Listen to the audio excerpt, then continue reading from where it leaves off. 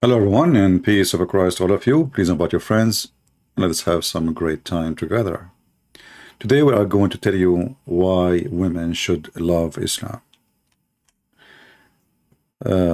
YouTube always send me, suggest to me videos to watch because of what I do. And I found this video is so astonishing. Actually, I felt I want to cry. Man, it's lucky to be a woman and a Muslim in the same time. I don't know why I did not figure out that, but today I'm going to have a different perspective at how women they view Islam. We have a lady here, she is from New Zealand, and she is a convert. She is so excited. So I left her a comment and I asked her if she liked, she can join us live on air, if she dare.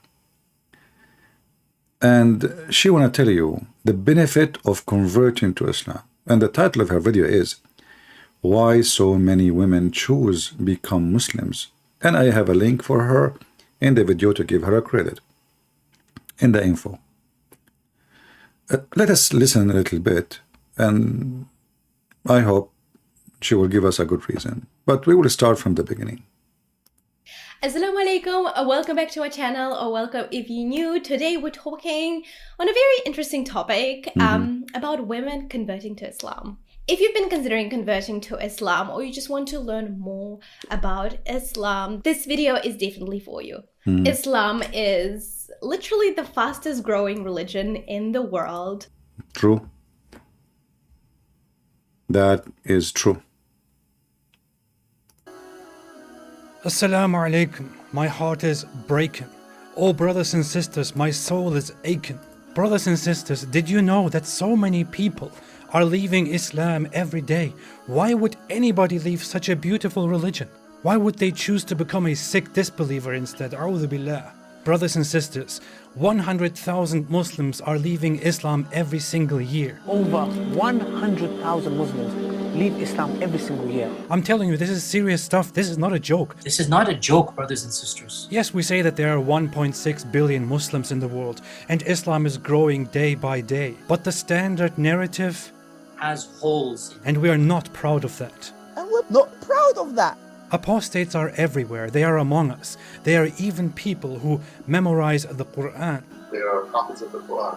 The youth are full of doubts. Our youth are full of doubts. And we tell them, doubts? What doubts, man? Doubts? What doubts, man? Have some guts, be a man. Have some guts, be a man. But nobody is answering their questions. And nobody's answering their questions. We tell them to stop questioning and to stop being emotional, and we tell them to be a Chad. Be a Chad, you can do it, I believe in you. But instead, they choose to be bad. We've seen this happen, unfortunately. We've seen this happen to a lot of people. If it continues like this, your child is gonna become an apostate. Your child is going to become an apostate. Imagine your child, the child that you are raising, could end up with the disbelievers, with the kuffar, and go to hellfire. Hellfire will want to swallow them. Hellfire will roast them, Roast them. toast them, Toast them. break them, Break them. shake them. Shake them. Hellfire Hellfire will annihilate them. will annihilate them. And the rest of us will be watching. We'll be watching. Brothers and sisters, we must act now. We must do something about this. And what you can do is to donate to our channel so that we can do something. May Allah keep us firm, never let us go astray. May Allah keep our children firm. If we don't take constructive steps now, this is going to become an avalanche, It is going to become an avalanche, a tsunami. a tsunami. The apostates, they are everywhere. They don't make it public, they hide it. They are leading prayers. They are leading prayers in the masjid, They are still living the life of a religious Muslim. and they are still leading that life while simultaneously declaring their apostasy. Brothers and sisters, if you feel as strongly about this as I do, then please donate to us and our cause. You can make a one-time donation or a monthly donation. Please be generous. Please give whatever you can so that we can take the responsibility and, alhamdulillah, spread apostasy. Donate now. Help now. You may even receive many gifts in heaven, in paradise, in Jannah. You can get a house next to me or next to some other very good looking man. You have an opportunity right now. On this haram new year, you can do something halal and donate your money to us. So So this lady, she is so excited, and Islam is the fastest growing religion. I don't want to talk about how you look like when you say that. I will leave people to say that. But you know, okay, let us say, I don't know, like, I mean, the fastest growing religion may be atheism, you know. Islam is dying. I mean, don't you see? Are you an idiot? Are you stupid or what? Don't you see what happened in the Muslim country? Nobody want to practice Sharia law. You see, Islam is different from Christianity. Or in a Christianity, we don't have a state where we rule. Like the Jews, they have that. The Muslim, they have that. We don't. So if you don't follow the law of Islam, that means you are not Muslim. You are not living in Islam. Islam is not just, you know, two words, we speak them and we make a speech. However, in the video, most of it is about donate to me. She have an orphan donate to me, supposedly. And I'm sure she never been in those orphan area. But anyway, this is her business, you know. This is what I notice about all those who claim to be a convert, is like donate to me and support us so you can go to heaven. Well, if you donate to me, you will not go to heaven. This is not me. You cannot bribe God. In Islam, you can. And this is showing you the sign of corruption in this religion. But I want to show you what this lady, she said, which I find very interesting. I did not notice that Islam teach women and men equality. I never thought about this before, but Alhamdulillah, she did enlighten me. I don't know. And you know, she spoke about she have relationship with Allah, and she have a communication with Allah. Okay. I don't know how that happened, because even your prophet himself never spoke to Allah, never heard Allah's voice. And when you mention what? Reason number 1. Islam provides a sense of spiritual fulfillment. How you can have a spiritual fulfillment when your God himself is not a spirit? You see, when we say spirit, to connect in a spiritual way, I have to be connecting to something is a spirit too. Not steel to spirit, not concrete to spirit. You cannot do that. So in order to have a religion which is a spiritual, you have to have a spirit God, but your God is not a spirit. If you don't believe me, I'm sure you do not know that because you're an idiot. You can go right now, search in Google, Prophet Google, peace be upon him. Search like, does Allah have a spirit?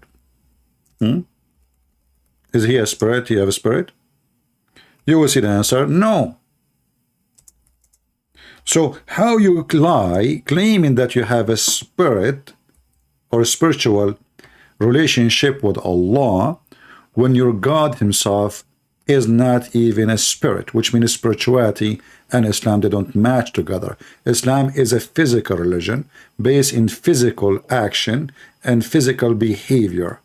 So in order to be a Muslim, you don't need to even believe in Allah. You just say the Shahada, and we will show you that from the Quran. But this is Islamic question and answer. It says here in the top, Islamic question and answer, Islam QA.info.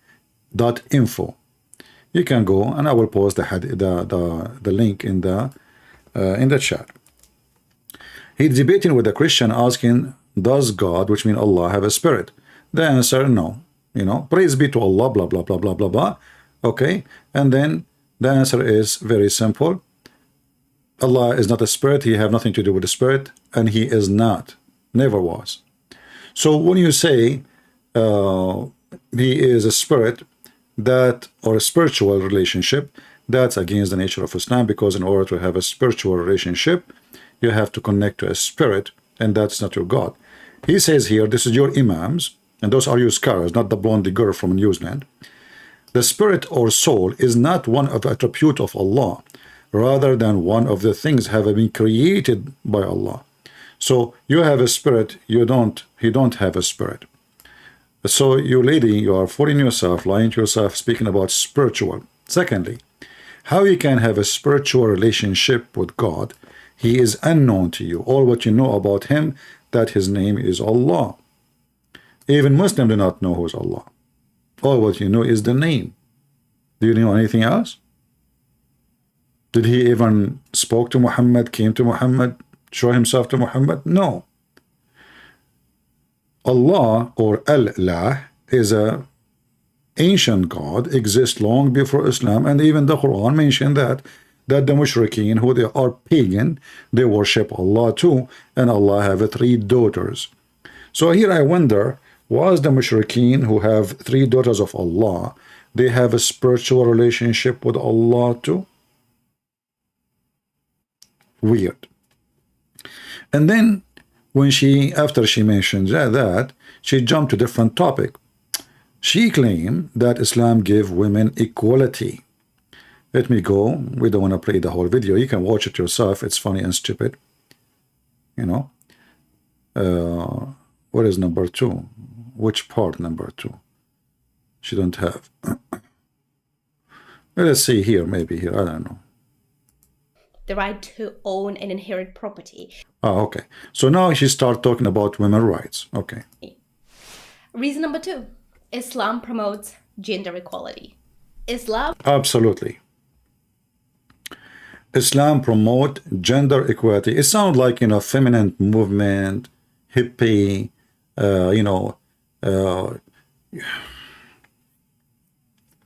Islam promote what?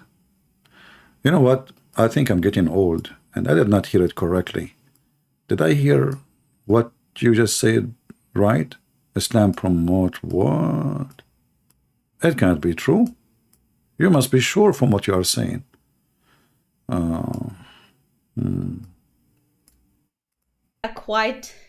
We want things to be laid out and explained, and Islam gives that to so many. Yeah, as an example, Islam explained to you how you can beat your wife, which is really fantastic, you know. But we will go to that later. Many women, including me. Reason number 2, Islam promotes gender equality. Islam promotes gender equality, which basically means that both men and women are equal in the eyes of Allah subhanahu wa ta'ala. Absolutely. Absolutely. I mean, who dare to say this is not true?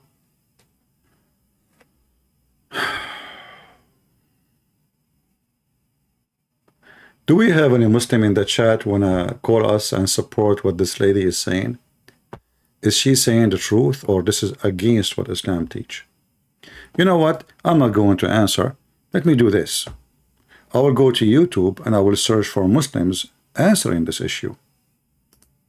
I think this would be a better solution. Because who know Islam better than a Muhammadan? Nobody. As you know. Women and men are equal.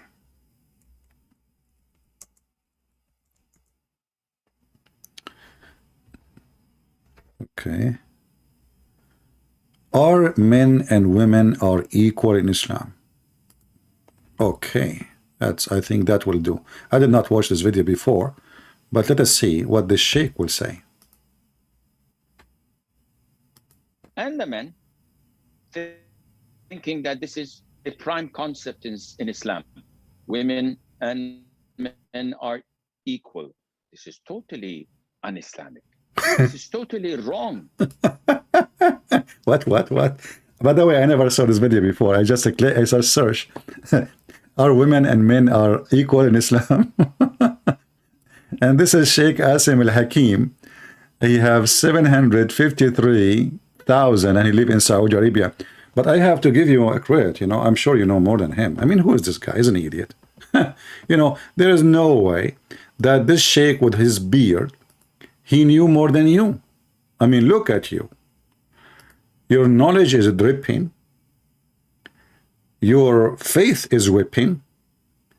Your education is hipping.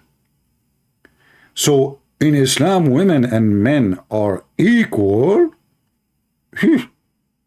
That's hot.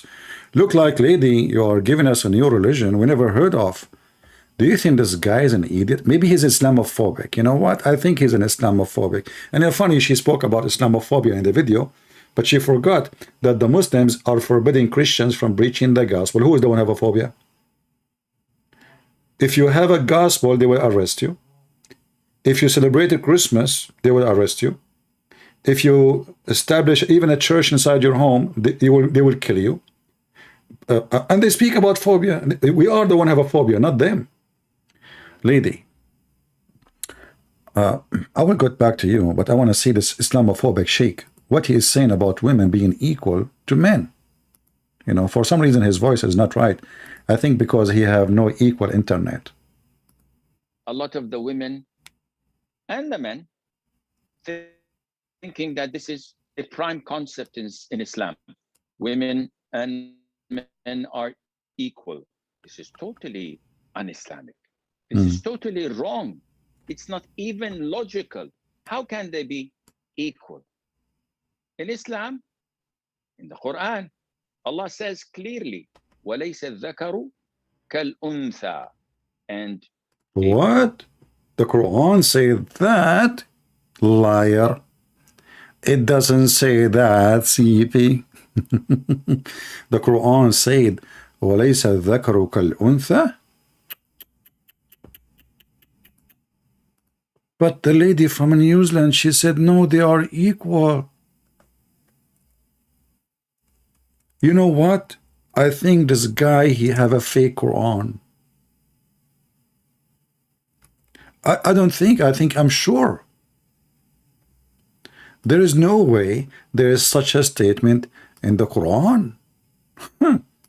Are you kidding me? Quran say that? Let me get you busted. It doesn't say that. Let us go to the Quran and see if the Quran says that or not. Sure not. Chapter 3, verse number 36. Yes, female is not the same as a male. It turned to be true. But you know what? I know what he is doing. He is taking it out of context. I know you, Sheikh. You are Islamophobia. You think he can fool us, potato? We got you busted. You are taking the verse out of context. a male is not similar to a female. They're different.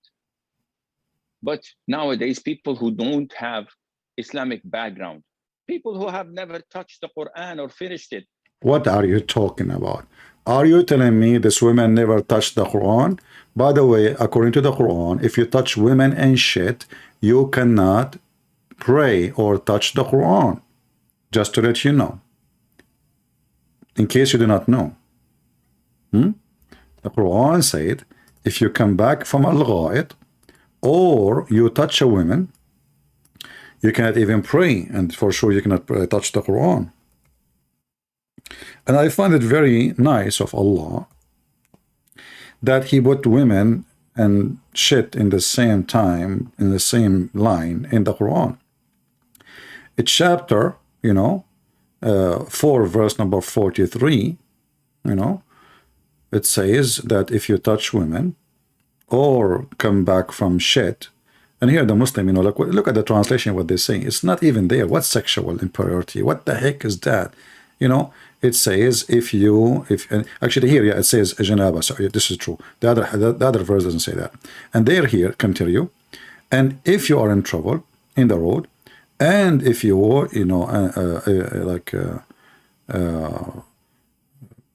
you want to pray, supposedly, if you don't find water, use sand, which is weird.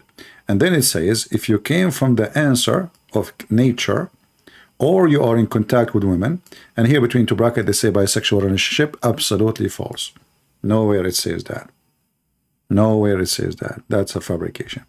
So as you see, Islam make women equal to shit. It is back to the phobia sheikh who is not telling the truth about Islam. In their lives, let alone studied it. They come and say, no, Islam promotes equality between the genders. This is not right. Islam promotes and endorses justice and fairness. So a woman has a role that a man cannot do. And a man has roles that women cannot do. Let us see what a man can do and what women cannot do in Islam. That's a good thing. As an example, in Islam, you can beat your wife. The woman cannot beat her husband. And this is in the Quran, chapter 4, verse number 34.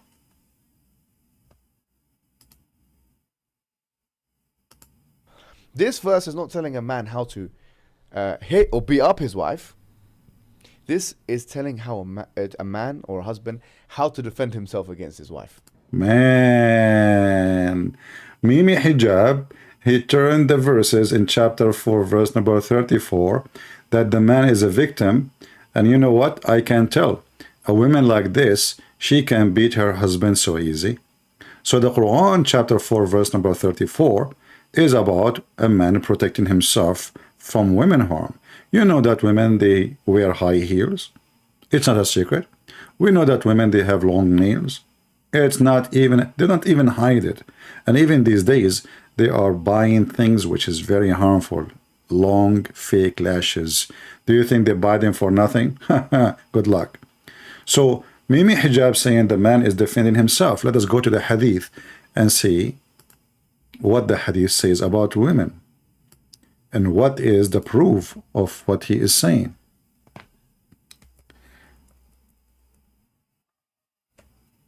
This is the hadith where actually the reason for the verses to come down about beating the women happened. This lady from New Zealand, she said, I can't explain to you how happy I am, relationship with Allah, how it's good to be a Muslim woman. But all the evidence says the opposite. And as you see, this is Aisha, the wife of your prophet. She is the first-hand experience of how happy Muslim women is. Rafa divorced his wife, whereupon Abdul Rahman ibn Zubayr, etc., married her. Aisha, she said, that the lady, one lady, came to her wearing a green veil and complained to her, to Aisha, of her husband and showed her green spots on her skins caused by beating. Now we will see if this guy defending himself from his aggressive wife, as Mimi Hijab, he said. It was the habit of ladies to support each other. How filthy ladies are you? Support each other against the will of Allah? Shame on you. May Allah make you lose your eyelashes. So when Allah Messenger came, Aisha, she said, I have not seen any suffering as much as I believe in women. But this lady in her video, she said that women in Islam is perfect. Islam is perfect for women. Aisha, she said that in the time of Muhammad, the most suffering women is not non-Muslim women. No, it is a Muslim women. And what they are talking about, look, her skin is greener than her clothes. Okay, why? Why? What is the reason? You know, because she don't want to sleep with him. As simple as that. She married this guy so she can go to a previous husband, because there's a verse in the Quran, disrespect women and make her, treat her like a whore. So if a man divorces his wife 3 times, she can't come back to the previous husband unless a new husband, excuse my language, F her, not marry her. Because as you see, this man here, he married her, still she can't go back unless the Prophet explained, unless he F her. If we read together, we will see, this is the 50th verse of the Quran, treating women as a piece of garbage, as if she is a donkey, as if she's an animal. You know, male, they jump on her, no respect. And the funny, she said, Islam protect women. Is that how you protect women? So now this poor woman, she want to go back to her previous husband because she have kids from him. I'm sure she don't care for the husband, she care for the kids. So, but she cannot come back unless she F a new husband, not only marry him. So what this poor woman, she did, as you see chapter 2, verse number 230, the Quran made a condition that if a man divorces his wife, which means for the 3rd time, she is not lawful for him until she marry a new husband. Here the word married, translation for the word tankah, which means to F, not to marry. That's false, because already he is a husband. So he is a husband, she have to F the new husband. And this is what we see here in the story, that this woman, she married the husband, but she don't want him to have sex with her. And I'm talking about not just sex, I'm talking about the effort, because this is what tankah mean. Excuse my language. So here the woman, she refused to sleep with the man, and then when Muhammad learned the story, he listened to the husband, he listened to the wife. He never asked the man, why you did beat your wife? Never asked the husband even, why you are beating her, man? In fact, Muhammad, he said, no man should be questioned for why he is beating his wife.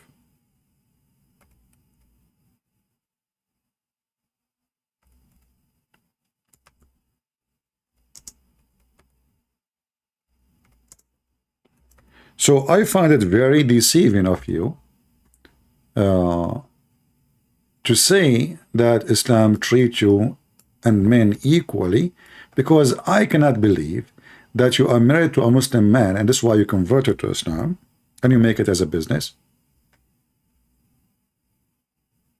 You never heard that the man in Islam can beat his wife. You never heard that the man in Islam can have 4 wives. You cannot have 4 husbands. How you are equal if he can have 4 wives and you cannot have? Can you have 4 men? If you can have 4 men, then that's equality. Can you beat the man the same as he can beat you? Chapter 4 verse 34. Then if you can, okay, that's mean you are equal. Do you even inherit? She mentioned in the video that a Muslim woman, she inherit.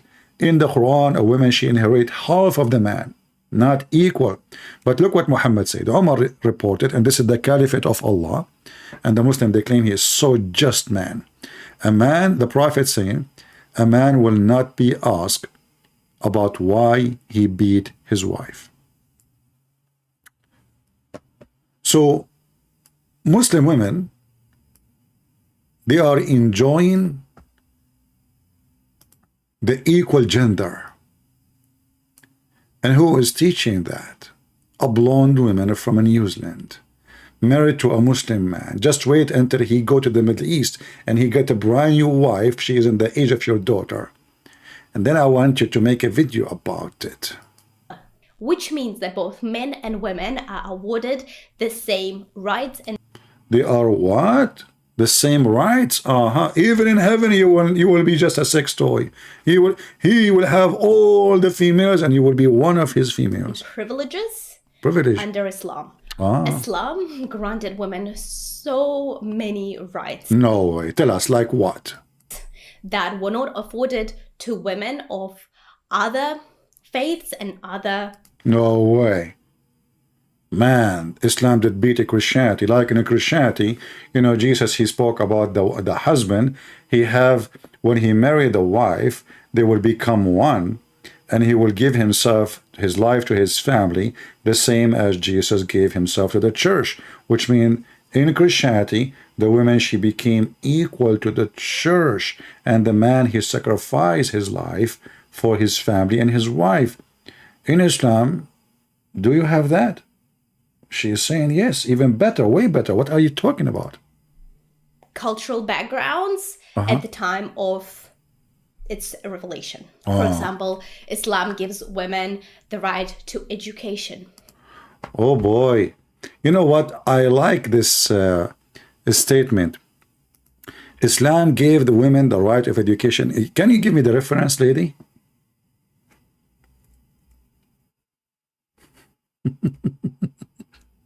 You know, when those people, they say things, okay, you will not find one person in the text underneath saying, okay, sister, can you show us where in Islam it says women, they have right to education? It's just a question, you know. When you say Islam, it means it is in the text of Islam. It's in the teaching of Muhammad. Where we can find that?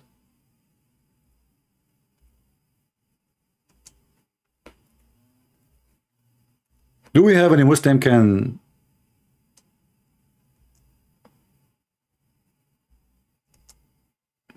affirm or help what she is saying?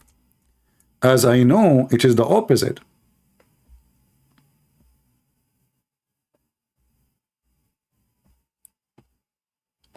The only education a Muslim woman she can have, that she can learn how to swing clothing and Quran. And not only that, Aisha, she said don't teach them even how to write and read. Let us find the hadith, because maybe we are making things up. Maybe. In fact, not only, just a correction, Aisha should not say, teach them the Quran, teach them only the chapter of An-Nur, only one chapter in the Quran. All right. So let us go to the hadith. Let us see first if we can find it in English before we go.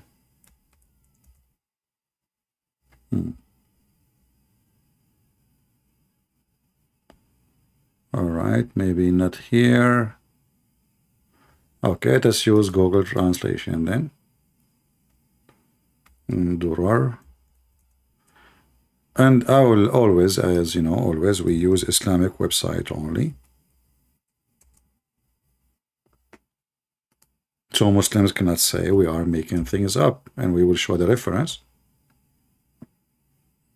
for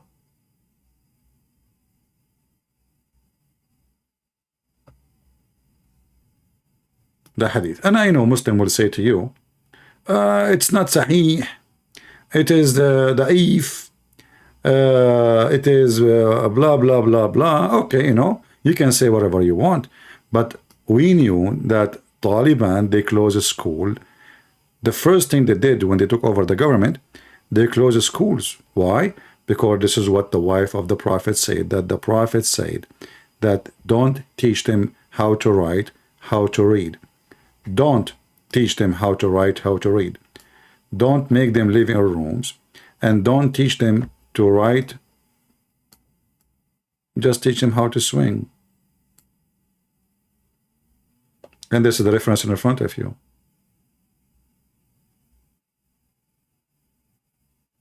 Don't teach them to write. So when you say that Islam give command to teach women, to educate women, why nobody is asking you where you get this from? Did your Prophet send Aisha to school when he married her at the age of 6? Did she? What education we are talking about? So I find it very embarrassing that you are saying things far away from the truth. The right to own and inherit property.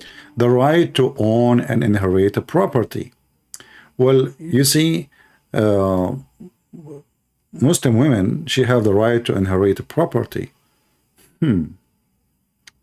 Yeah, I just heard about this guy Hakimi, who his wife divorced him and she is a Muslim, to avoid his wife to take 50% of his income, because this is what the Christians gave the wife. He put it in the name of his mother. But let us see how Islam gives you the right to inherit. According to the Quran, a woman, she inherit half of the man. But remember, she said, not me, that women and men are equal. So then we should have equal inheritance. Correct? So let us go to the verses in the Quran.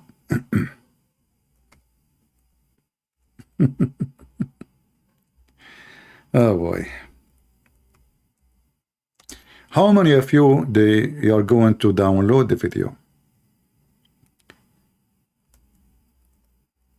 You know, before I ask about how many of you will make a short video about Lady Dawah will debunking Christianity in a half minute, there's only 2 people make a video. We have 100,000 here, 200,000 in the other account, I don't know how many, and only 2 people make a short video. This is telling you how much people care. But anyway, I do my part. And if you don't do yours, one day you will have your daughter like this. She's been fooled by somebody just because she is looking for a husband. And she will marry him. And then he will use her to promote Islam. In Islam, let us see.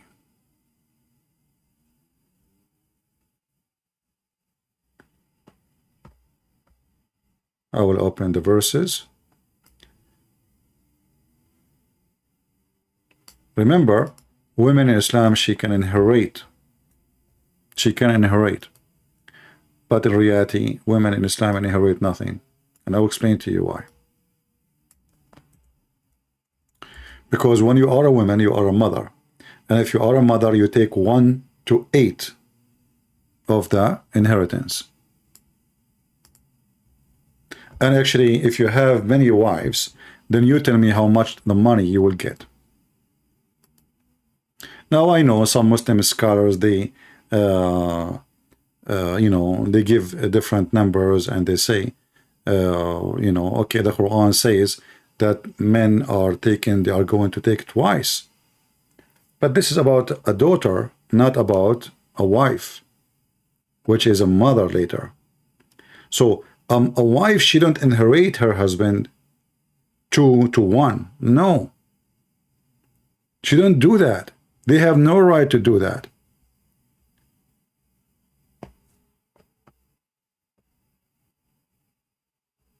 There is a different verse in the Quran.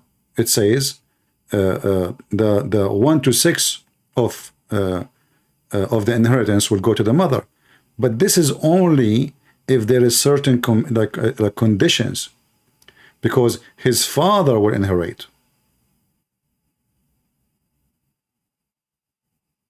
His sons will inherit.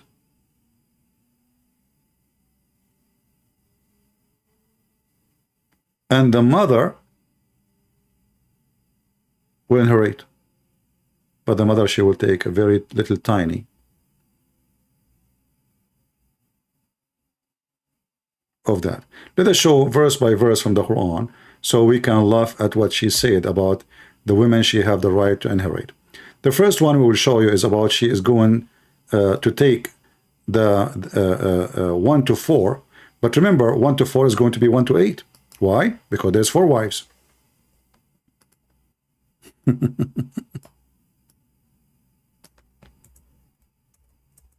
Because now the 1 to 4 will be divided into 4 women. Now, in some scenario, there's only 1 wife. In this case, she will take 1 to 4. But the wives, their share in the inheritance is 1 to 4. Doesn't matter how many there are. If there are 3, the 1 to 4 will divide it into 3. If there are 4, the 1/4 will divide it into 4. So you will end with what? So let us say that your husband, he passed away and he have $100. $25 goes for the wives.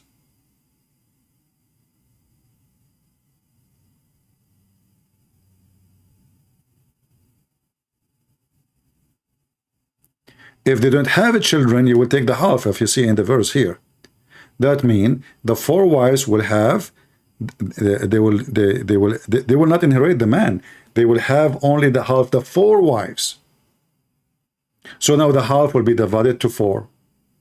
If they have children, and there is no way there's 4 women, none of them have children. If they have a child, you will get the 4th, just 1 child.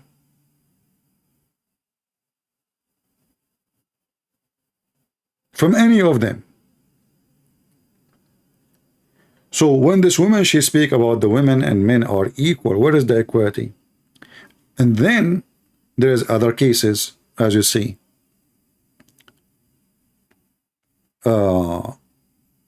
You can read the rest. It's very funny and very fun. You know, like you will end at the end with like 1 to 6.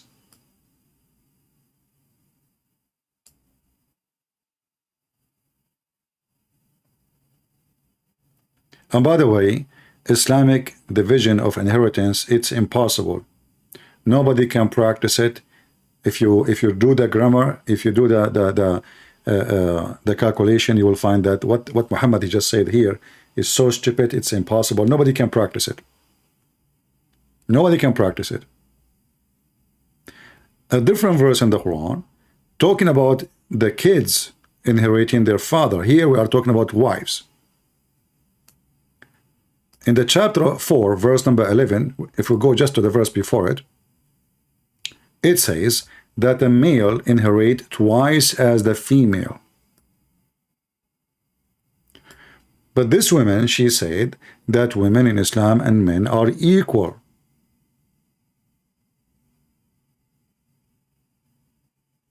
Not to forget to mention that the woman who is the one who needs support when the parents die, especially in Islamic society where women opportunity is very limited. The man, he can jump in the street, whatever he do, he make money. But this woman, what she would do? She can't even move with the veil she is wearing. So what we do, we give it twice more to the male, and we give the female half of the male. So, which means if there is many boys in the family, the females get nothing at the end. But in her video, she said that women, she have the right to inherit. But don't she know what inheritance is about?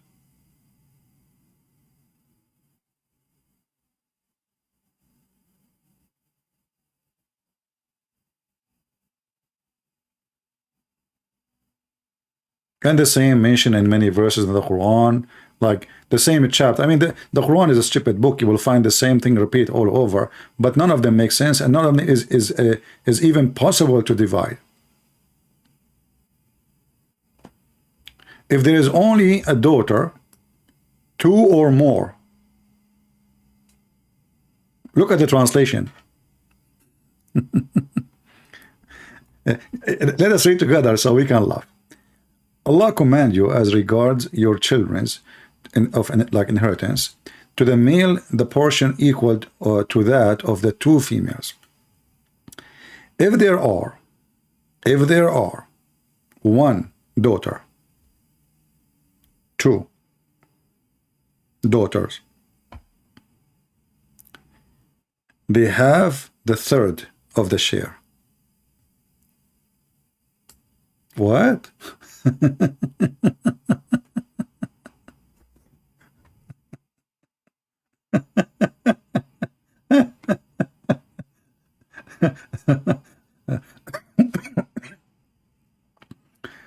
Listen. So now the man, he don't even have boys. You see, the boys are favored by Allah. The boy, he will inherit the big cheese. But now the guy, he don't even have a boy. He don't have a son. He have daughters. Okay. But what if the one of them, they are females, the daughters, you know? Here you will see in the translation, it says, if there is one, the verse, by the way, never say the one, like only daughter. It says if there is like more than two, right away, jumping to more than two. They will take the third of what he left, which means if he have 10 daughters, 20 daughters. Remember, Muslim, they marry a lot, you know. They Osama bin Laden, he has 60 brother, male, just male, 60 male.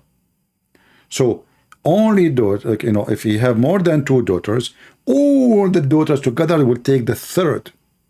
If you calculate your number, you find that you get nothing, because the third is going to be divided in all the daughters.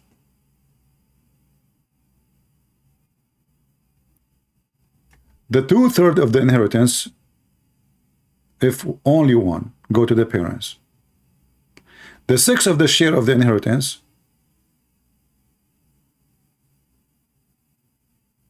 if the deceased left children, no children, and then he go to the mother.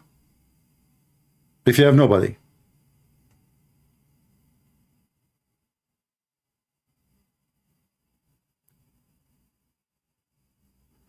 if you have a mother, this person, his mother, she will take the 6, 1 to 6. The mother of the guy, not the wife.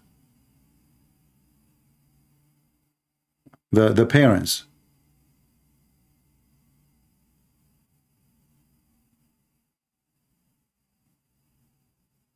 And if you are a wife, you will take the 6. And if we divide them as before, they will end with 1 to 8. Because 4 wives, If it's 1-4, with 4 wife will be 1-8.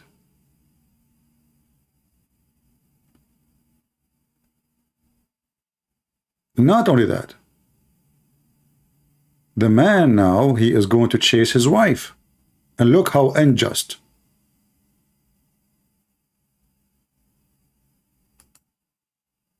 If your wife, she die, you take the half.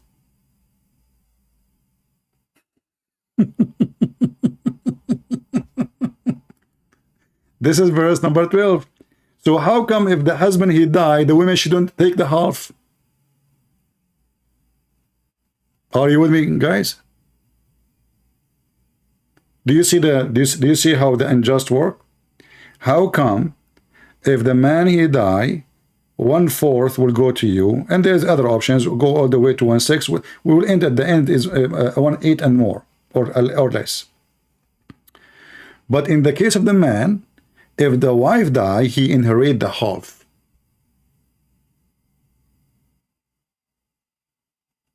How come the wife, if the man, he die and he don't have kids, they don't take it exactly the same? Actually, if you go back, he is saying that. Let's go back a little bit, but just to show you how stupid it is.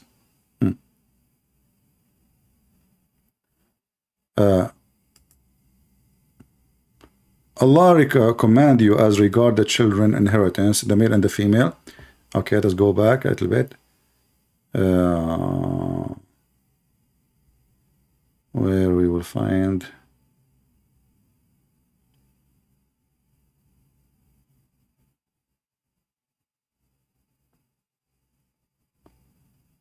which verse? I forgot.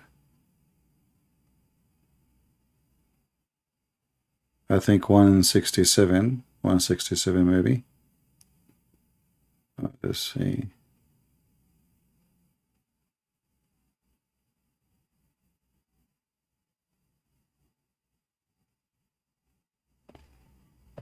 Okay.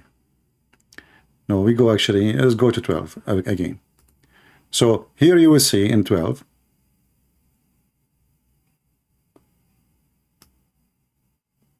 in that which your wife leave, your share is a half if they have no children. But if they have a children, you get the 4th.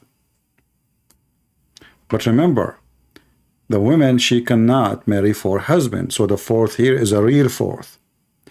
In the case of the husband, the wife, there is 4 wives. So the 4th is 8. Because the 4th is going to be divided twice. And that will make them 8. So she will take 1-8 instead of 1-4. So why the man, he will get 1-4? If they have no children, you take all their money, half of it.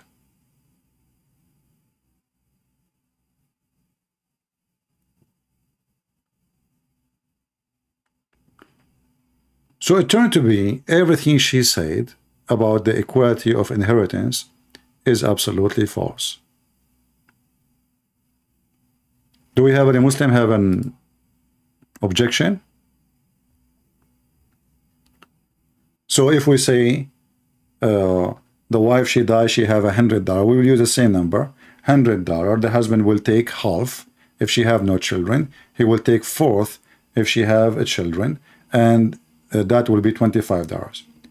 But if the husband die, the wives will take 1-4 if there is, you know, as the verse explained, and then 1-4 will be for every wife, right? But not every wife will have to 1-4, because that means the wives will take 100%. No, 1-4 from the wife's side. So if it's wife, 2, 3, 4, all of them, they will share that 1/4 of the inheritance. So if it's 100, that will mean 1/4 is 25. Then we have to divide the 25 into 4 women. So you end with what? $6, $5, $4. So it turned to be that everything this woman, she said, is absolutely false. There's no women in equality in any way, any mean. the right to keep her own last name, the right to divorce and custody of the children. Okay, the women, she have the right of divorce and custody. That's absolutely false. A woman, she can divorce only if she requested that in the contract, because remember, Islam believe in contract, sex contract. So if you put condition, and the man, he give his right of divorce, this is his right, not your right. This is not his right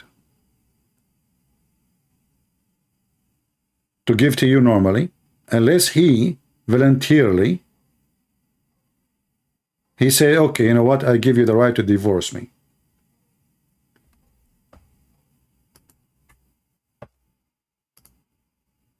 And we can find tons of reference for that. You can search, like in Google, you will find, you know, maybe I can search for videos in YouTube, so we can get the sheikh from Sheikh Asim or any sheikh, you know. So the right to divorce, where? As you see, this woman, she is trying to get divorced from her husband. Her husband is beating her, and he will not let her go.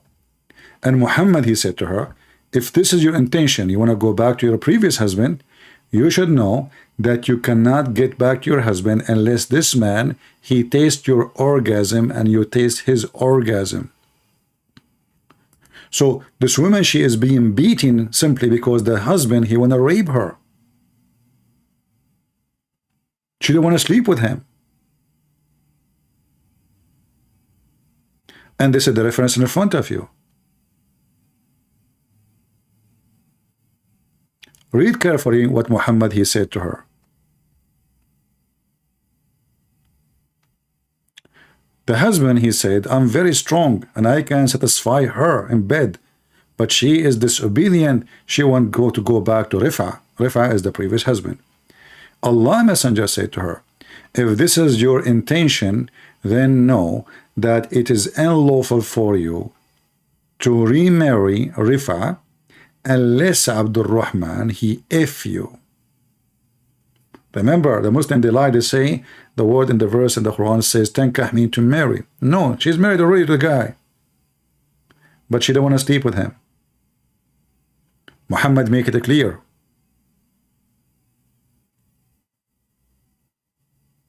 You can't get out. And Muhammad made it clear that the man have the right to beat you because you are not taking off your panties. But this woman, she is saying to you that a Muslim woman, she have many rights. Like what? Like to be beaten. Like to be raped. Shouldn't Muhammad say, okay, you know what, the woman, she don't want you, let her go, man. She don't want you. Okay, she want to go to previous husband? She's not allowing you to sleep with her? Shouldn't he say to him, you know, why you want to take a woman against her will? As you see, this woman, she is saying that Muslim women, they have the rights. Do you have the right to say no to the husband in the bed? No. He will beat you. And he will beat you until your skin is greener. The Muslim, they lie, they say, oh, you know, Muslims, we beat them with miswak. Miswak is a very long root. The funny is, the Muhammadan, when they lie to people, like especially Western, they say the Prophet, he taught us to beat them with the miswak. Do you know how small the miswak is? A toothbrush. That is a lie. The miswak is a tree.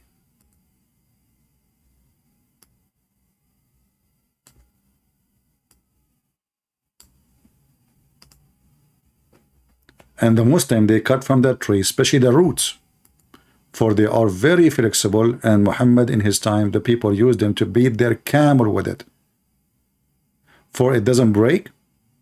It is root, and it stays strong for a long time. So it's going to be like a leather belt. You beat with it the animal, and then the shepherd, when he is saying, watching his animals, he put the end of this wood in his mouth, and he cleaned his mouth with it, which is a savage way. I mean, it's old days. There's no toothbrush at that time, so we understand. It's okay. But when they say to you, miswak is the little tiny thing which we clean our teeth with it, that's absolutely false. You see this piece you see now, those are after they cut them, you can see the cut. They are really long, and if you beat you with it, it's extremely harmful. So this woman, she was lying to everybody about women's rights. Do we have any Muhammadan would like to call us and tell us why Muslim women, who they are convert, they are lying about Islam? Why they lie? I will tell you why. She is trying to make the husband who took over her happy. Most of women who convert to Islam, I don't want to be rude, but based on what I saw, they are women who they are neglected in their society. No men want to marry them for a reason or other. I'm not going to judge you because of your look, no, but it's reality. Like in USA, I saw a woman, she is 65 years old. The husband was not even 19. He's from Morocco. Well, he want to get a green card. He go in the chat, he said to her, honey, I love you. I'm crazy about you. This 65 years old, she will never dream to have a husband. He is 19 or 18 years old. He loved her. And this is what Muhammad did with Khadija. He married her because she is so rich.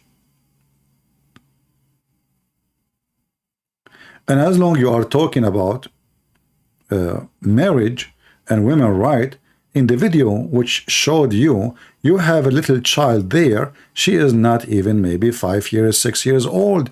Well, this is the age of Aisha. And you are talking about women's rights. So is it women's rights or where is the children's rights? So not only you don't have right as a woman, you are nothing but an abused human. Even children's, they are abused and they are raped. This is Aisha saying from her own mouth that the Prophet married her at the age of 6. And he have full intercourse, which means from 6 to 9, he was molesting her by putting his private part between her legs. At the age of 9, he have full intercourse. Not only that, the hadith shows that the mother of Aisha, she was feeding her daughter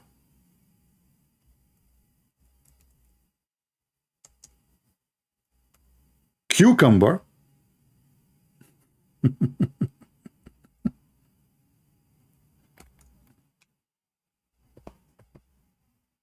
and date so she can grow fast, because so she is so tiny and so small.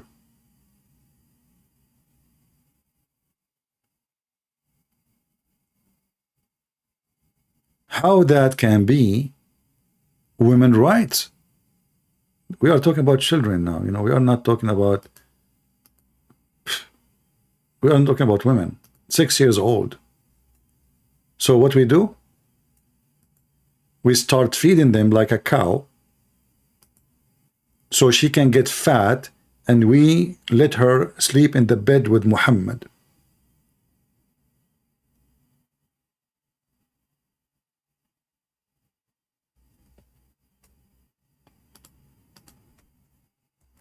Let me see the hadith. I'm going to look for it. You see, I don't have an active admins. When I say something, they post the hadith.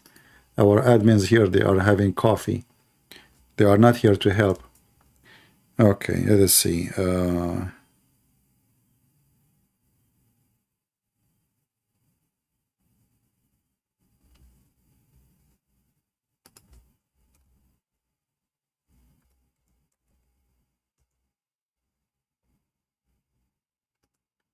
Let us find it.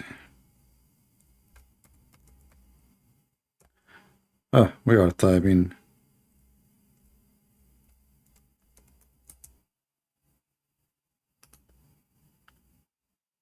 All right. Let us search in the Muslim website for the hadith.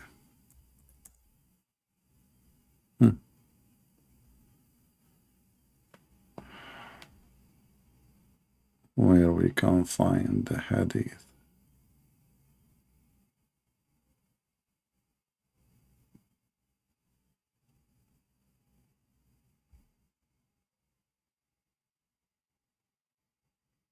I mean, can you believe how small she is? Here we go.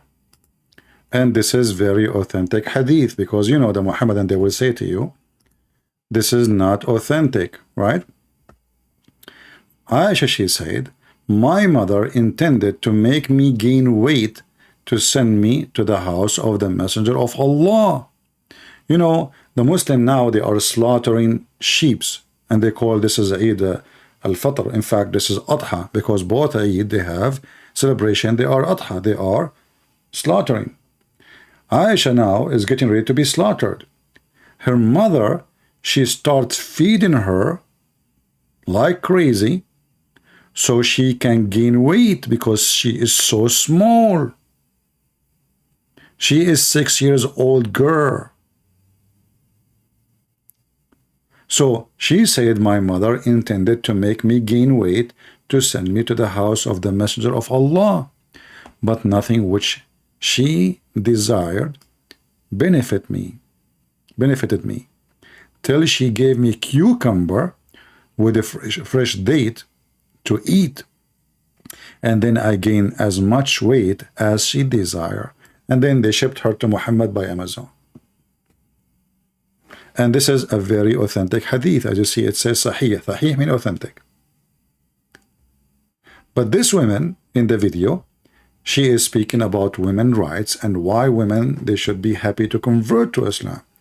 Are you willing to give your daughter at the age of 5 or 6, after you feed her with a cucumber, you idiot, to a man at the age of 54? So those women in the West society or any society who they are neglected because they don't maybe look good, overweight, etc. A Muslim man, he will marry them because this is, they would call it jihad, spread Islam by having more babies, and he will marry her for a few years. Who cares? I mean, there's no marriage in Islam. It's just a sex contract. He fulfill his desire, a new woman. He make new babies, and then he get a new one.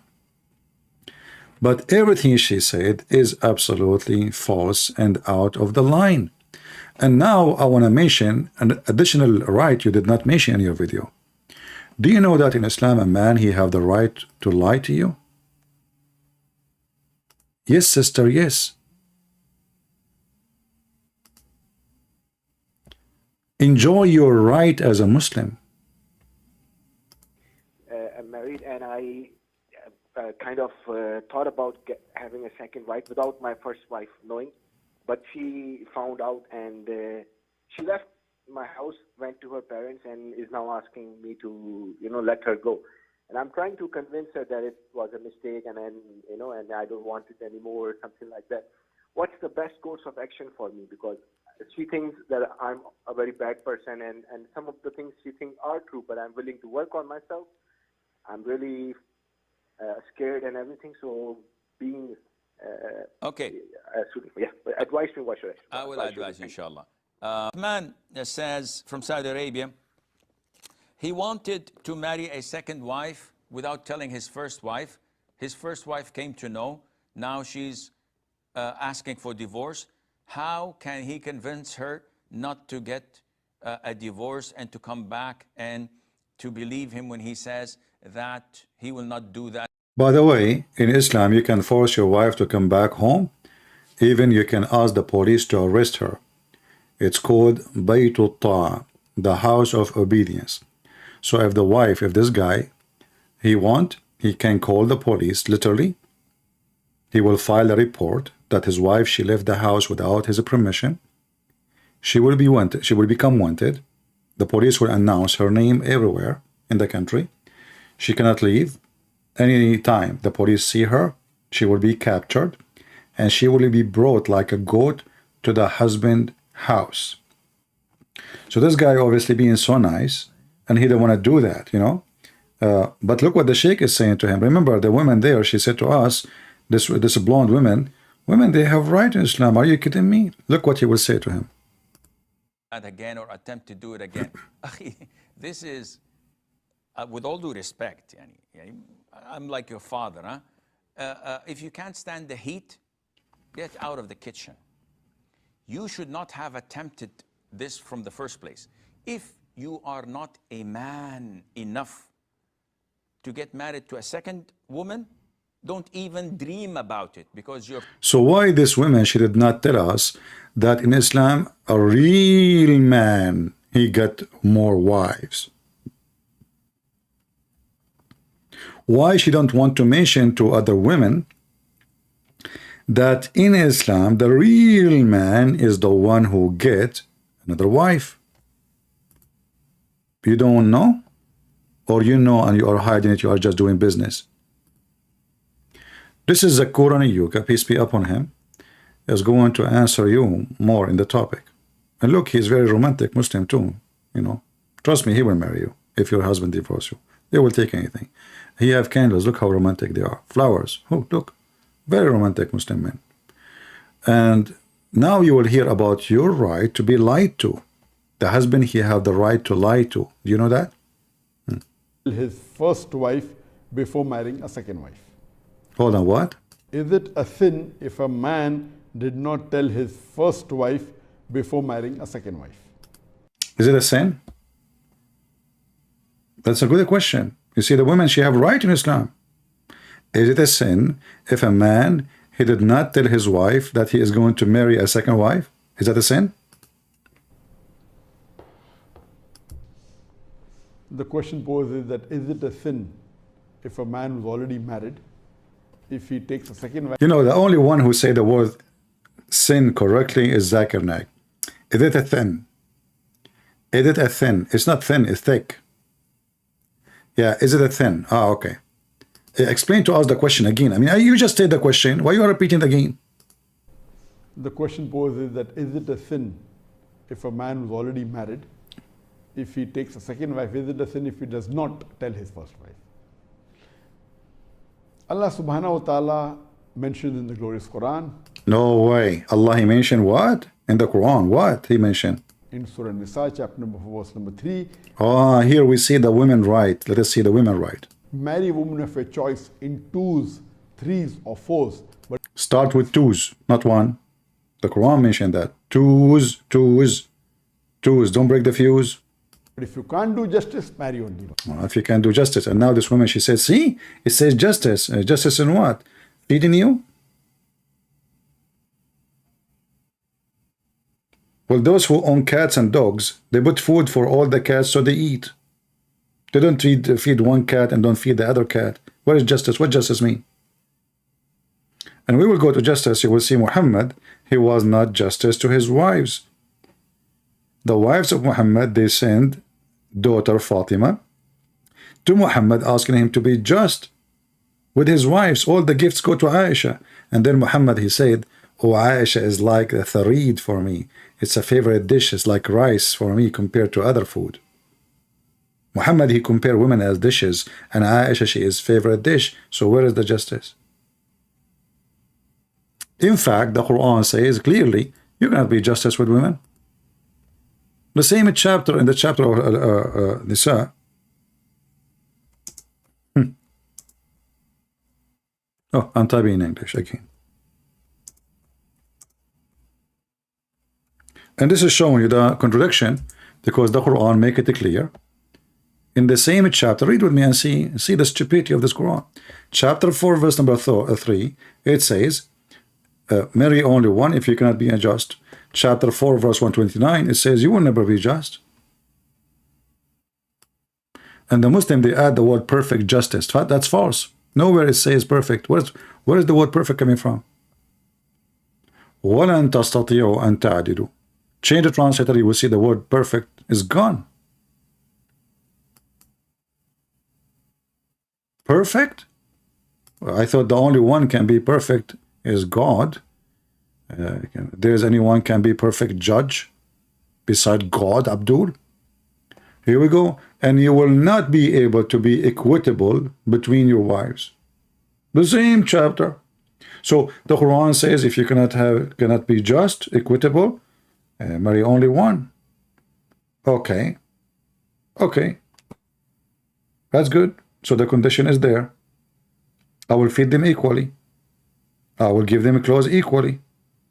Even I will put it there equally.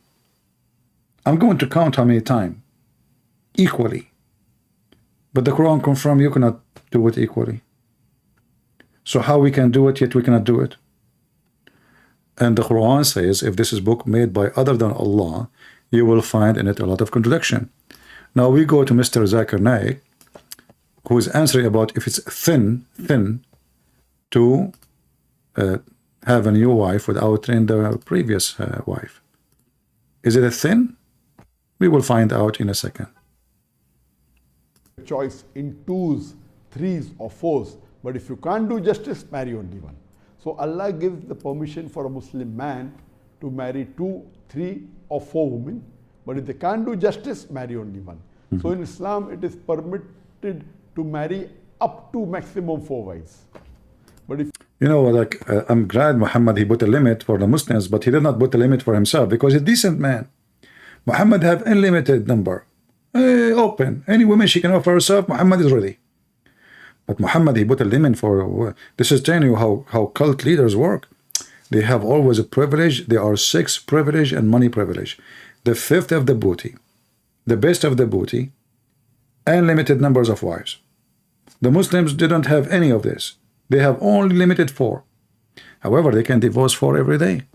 I'm sure all women, they love to have a husband. He marries 2nd wife, 3rd wife, 4th wife, tons of kids in the street, and then he cannot feed them. And then he will, you know, we will join ISIS. Yeah, I mean, life is fun if you marry a Muslim. And then if you complain, he can beat you. He can jail you. The Quran in chapter 4, verse number 34, it says, وَهْجُرُوهُنَّ فِي الْمَضَاجِعِ. Jail them in their rooms. Not only beat them, jail them in their rooms. Continue, Zakir Naik. If you can't do justice between your wives, then Allah says marry only one.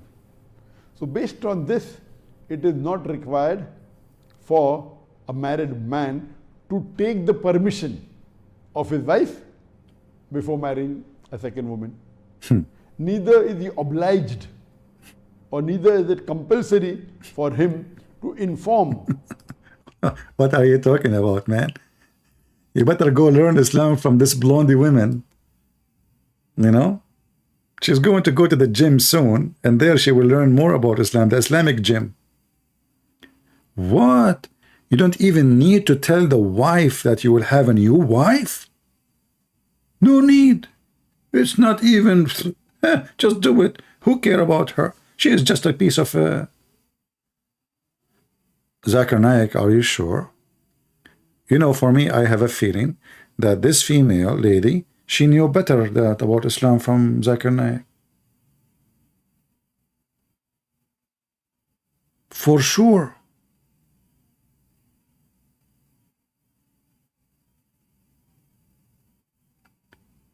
And now I want to see if your husband, when last time he went to the Middle East, if he have a new wife or not.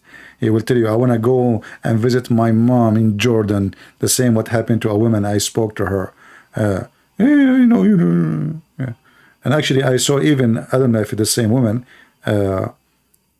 sending a request to a Muslim website saying, my husband, he did lie to me. He did marry another woman. He go to visit his parents, and then I discover he married. And the sheikh, he says to her, first of all, you have no right even to ask him if he marry a new woman or not. Secondly, he should not and he don't have to tell you. Number 3, a decent woman is the one who don't even ask her husband such a question. It turned to be the woman is the whore. But this woman, and by the way, I see that you did your eyebrows. Oh no.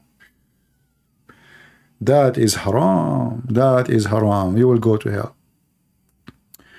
The men, they can't take hair from their face.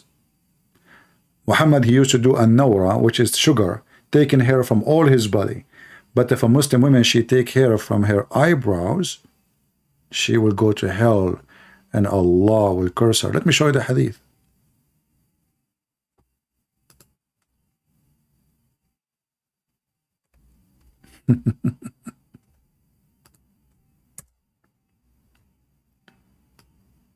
You are a bad Muslim woman.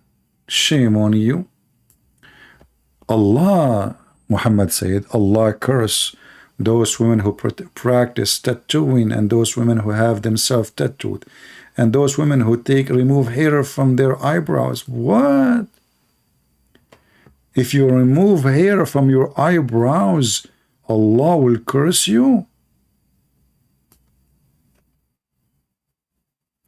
This God, He is not cursing people who have sex with Aisha at the age of 6, but He curses women because they take hair from their eyebrows.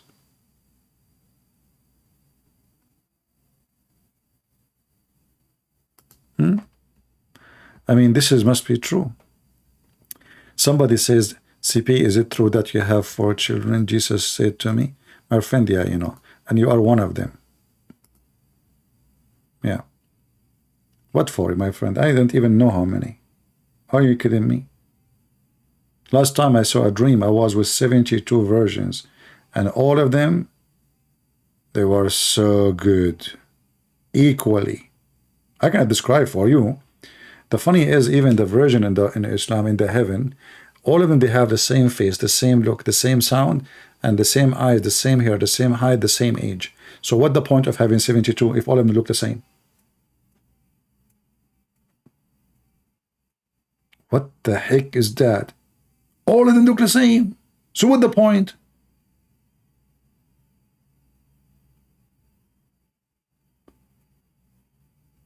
But anyway, I mean, this woman, she did not know. May Allah forgive her. Let us ask Allah to forgive you for taking hair from your eyebrows, because now you are in a danger of going to hell. I don't want to forget too that your prophet, he says Muslim women, majority of them, they will go to hell. Why? What the heck? Why? Well, because you are a woman. Are you serious? Yes. Women are, according to Muhammad, naqisatu aqlin wa deen. They have half a brain. As you see all of those references in front of us, you can check the reference yourself. You see the numbers on the screen. You can type them in your Google. Muhammad, he says, the majority of people of hellfire are females. And here you see that Muhammad really, he appreciates women a lot, to the point that the majority of women, they will go to hell. However, if you give your money to Muhammad, and this is what you're asking people to do, to give you donation in your page, if you give money to Muhammad, you will go to heaven. Look. He said the majority of you will go to hell, you know, read carefully. You know, look what he said, he preached to the people, admonished them, and then he walked on till came to women and preached to them. Muhammad preaching now. He's a preacher. And admonished them. What the heck? And asked them to give alms, for the most of them are a fuel of hell. What? Those are Muslim women, they are the most fuel of hell. And do Muhammad knew the future? Muhammad, he knew who's going to go to hell. Yes, he went, according to the night journey, he went to heaven. He saw the majority there in the hell, women. That's what he's talking about. A woman having dark spot in her cheek stood up and said, why, so messenger of Allah, women, they will go to hell? He says, okay. For you grumble often and you show an ingratitude to your spouse. And then they began giving alms. Actually, here, this is not correct. It says, naqisatu aqlin wa deen. But you will notice here, when they start giving him his eyebrows, Muhammad now, they will not send them to hell.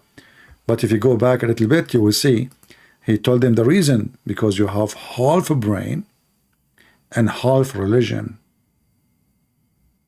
Half brain and half religion.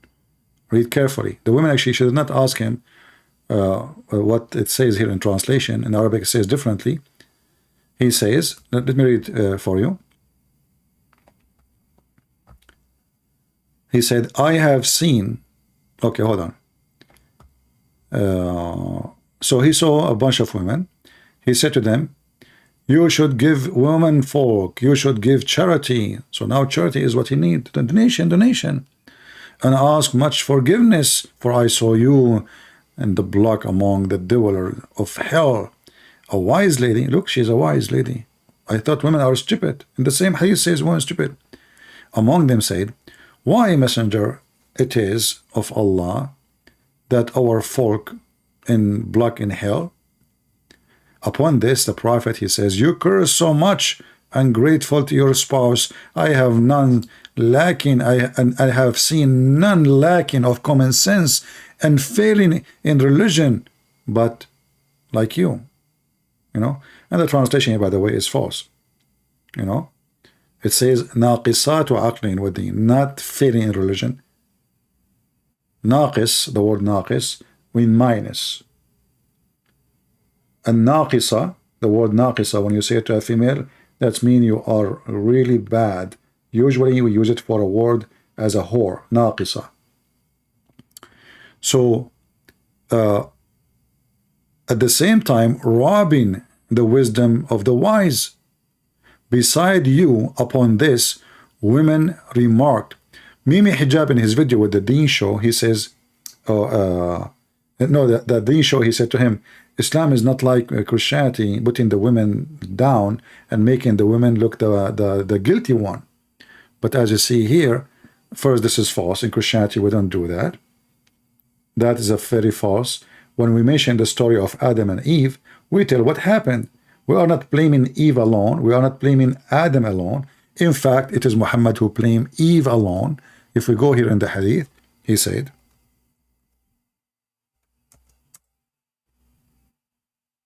and this is not me saying that, this is Sahih al-Bukhari. The Prophet said, if not for Bani Israel, which means the Jews, meat would not decay. They blame the Jews for anything. And where it's not for Eve, no woman ever betray her husband. So who is the one blaming the women for all sin in the world? Muhammad. Remember, the Messiah himself is born through a woman. So if every woman is bad, as Islam teach, then there's no way the Messiah himself chosen to be born of a woman. Her name is Mary.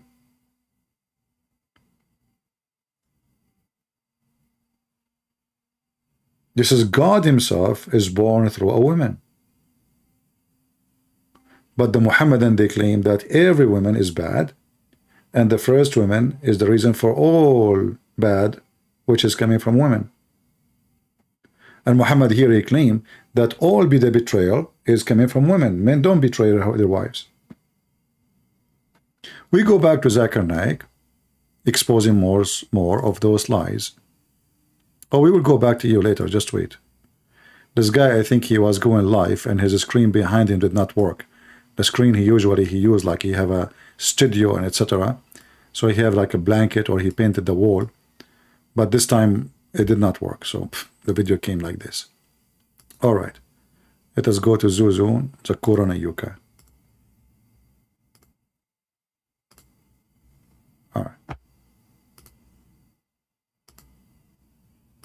Before marrying a second woman or 4 women, but in chapter number 4, verse number 3, marry a woman of your choice in 2s, 3s or 4s, but if you can't do justice, marry only one.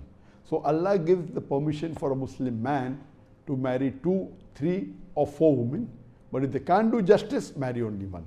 So in Islam, it is permitted to marry up to maximum 4 wives. But if you can't do justice between... Remember, maximum 4 together. But he can divorce any time, any second, any of them and replace her with a newer one, which means there's unlimited really. All right? There's unlimited number of women. Let us see, there's a Muhammadan trying to call me. This is the same guy yesterday. He claimed that he want to talk to me. When I call him, he declined my call. So I will try to call him. Let us go with Zakir Naik. It says he is not online. No, hold on, let me with the speaker. Okay. So based on this, it is not required for a married man to take the permission of his wife before marrying a second woman. Neither is he obliged or neither is it compulsory for him to inform the first wife that he's going to take a second wife. Here you see the essence of Islam. In Islam, lying is permissible. A man, he can lie to his wife, and even in a very sensitive topic, sleeping with other women. You call it marriage, I don't care. This is sleeping with other women. And now, the man, as long as he do not need to tell his previous wife, he will do that. He will repeat that method with every woman he marry. So he will not tell the first wife about the new wife. He will not tell the second wife and the first wife about the third wife. He will not tell the first wife, second wife, and third wife about the fourth wife. Each one of them, she thinks she is married to a lone man. And this is what Andrew Tate, he used to do. If you watch his video, he have 6 girlfriends. Each one of them, she think he is the only boyfriend for her. This is what he said in his video. He contacted them. He opened his porn business according to the Islamic lawful way, because the Quran legalized, as you know, in the Quran, al-bagha, which means prostitution. So he have 6 girlfriends sleeping with them. Each one of them, she think that he don't know anyone except her. She think he will marry her. So now the Muslim, they practice that legally, officially, but this time with 4, not 6. However, you can do it with 6. How? You can date 2 other women, preparing yourself to divorce and have vacancies. Which mean, let us say I have 4 wives and I lie to all of them, claiming to be I'm marrying only one, which means whatever one of them, I say to her, I married you only. I can be in relationship with other 2, 3 women, preparing myself to have a new woman to replace a woman I'm planning to divorce. I send her a text message, you are divorced, bingo. And as you know, she will take nothing except what is in the contract. As an example, when the Muhammadan, they get married, they write a 6 contract, which says, if you divorce me, when you divorce me, you have, you pay me before, down payment, and there's a last payment. So down payment, let's say $1,000. If one day you divorce me, you have to pay $100,000, or maybe $10,000, or maybe 5. The man usually try to manipulate the wife to make it low, so he can have his freedom. Some women, they think they are being smart, so they say 100 million according to Islamic Sharia law. That's not accepted, will be rejected. The contract is invalid because she is asking for something to hold him from divorcing her. So it have to be reasonable, like something accepted. So let us say she make it so expensive. I have actually I know a Bedouin man. His name is Muhammad. He's a nice guy, actually. One day, I said to him, I did not see you for a while. Where you been? He said, man, my dad, he did something crazy. I said, what? He said, imagine after 30 years, married to my mom, he dumped her. 30 years. I said, well, you know what you can do. I mean, divorce can happen everywhere, not necessarily with Muslims. Even Christians, they can, many Christians who not following God, they jump to divorce because marriage has lost the value for many people. But then he explained to me, what is the problem? He said, not only he married many women, but in the contract when he married her, 30-something years ago, she put like 10,000 pounds or guinea in the contract. But at that time, it was like equal to $1 million. Now they don't even buy a TV. So after 30 years serving this man, she get out with the money equal to buy a TV, and now she is a very old woman. And this is exactly what Muhammad, he did with Sauda. When Sauda, she become old, Sauda, the wife of Muhammad, whom Muhammad, he sent her husband to die in war, so he can have her And now the Muslim, they would say, no, this is not what happened. Her husband died, so he married her. He died fighting for him. The same verse in the Quran, chapter 4, verse number 34, where it says that if a woman, she practiced nushud, beat them. The same word used in the Quran about if a man, he have a nushud, what the woman, she can do? She better come to an agreement with him.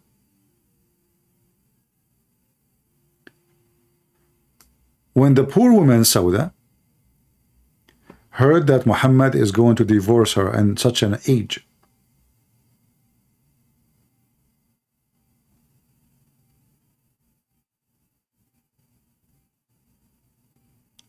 according to Al-Qurtubi, the reason Muhammad, he want to divorce her because she become a damima. She is very ugly.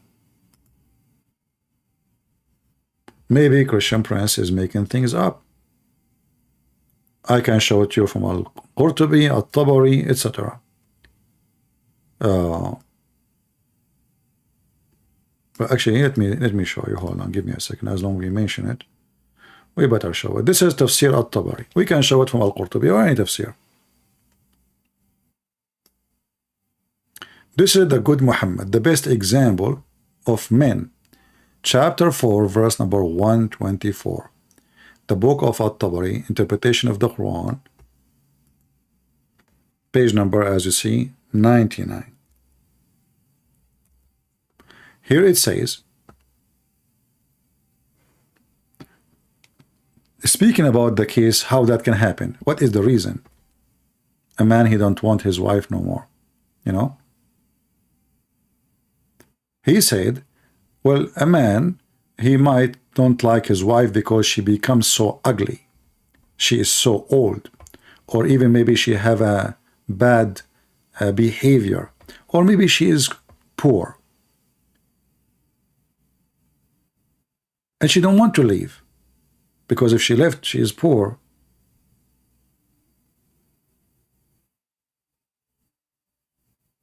And this is what happened here to explain what happened with Muhammad. Muhammad, he have a wife, her name is Sauda, and she becomes so old. Muhammad don't sleep with her at all, period. Here it says, reported from Ibn Abbas that Sauda, she was afraid that he would divorce her because he's not coming to her no more. She said, please don't divorce me.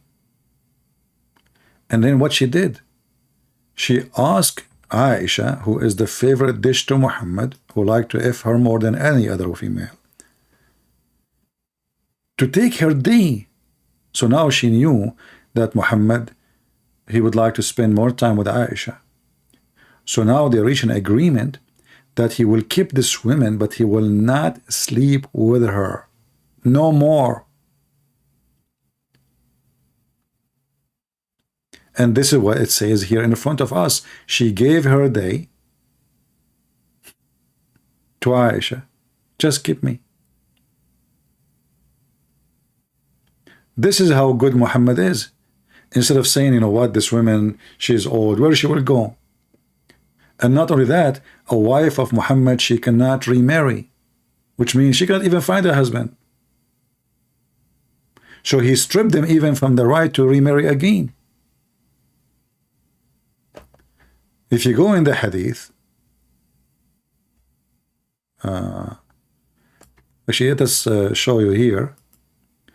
Maybe we can find something in English better than this one. I will give the link anyway for those who want to use Google Translation. But maybe we should use Google Translation first.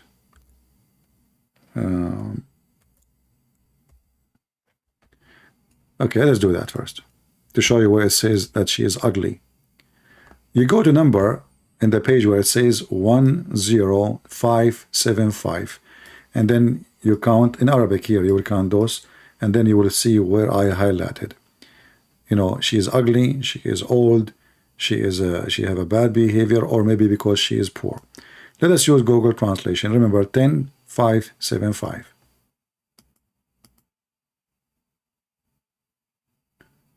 Here we go. 10575. From. Okay. Yeah, it said if a woman may be with the man, his eyes turn away from her because the translation is coming false, because she is very ugly, because she is arrogant, she have a bad character, or because she is poor. You know, and usually, by the way, the word poor here isn't about she don't have money necessarily. It can be she don't do belly dancing for him. She don't have a good skills in bed. You know, so in this case, the man, he would love to divorce his wife. But in the case of Muhammad, Aisha, she jumped to take advantage of this. And let me post the link for you. And she forced Aisha. Aisha, she forced Muhammad because she have too much control of him sexually. He liked little children. His favorite sex toy.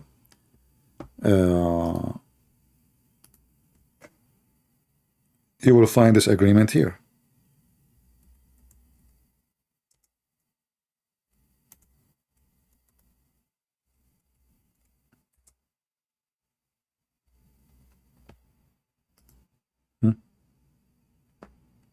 Do you see it?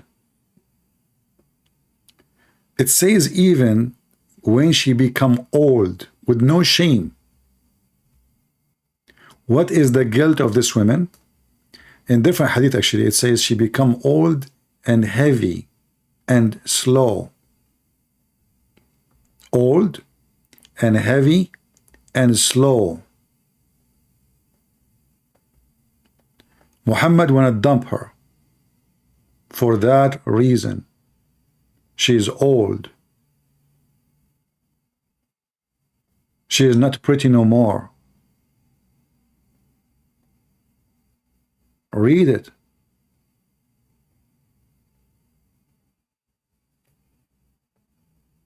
All those stories in front of you, giving us how women are treated in Islam. So the husband, he will be nice to you as long as you are young like Aisha.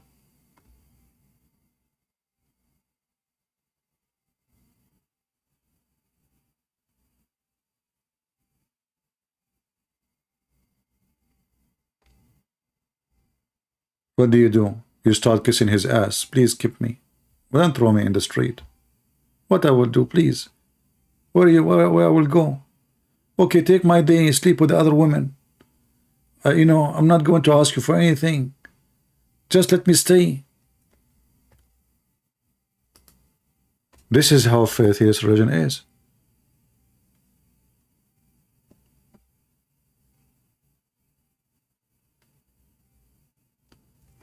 Let me show you another hadith.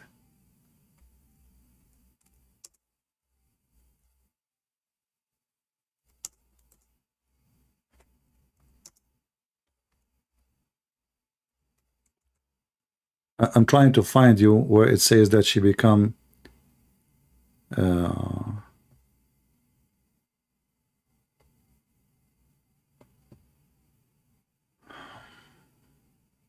heavy.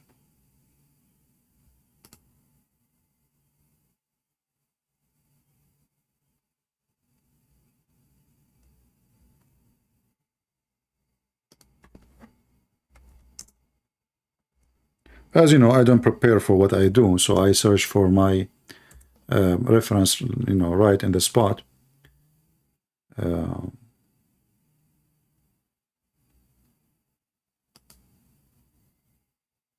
Let us see.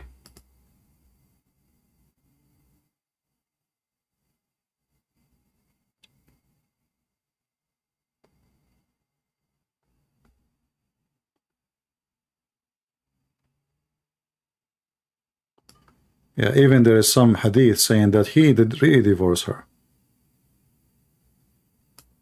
But then Aisha, she made him keep her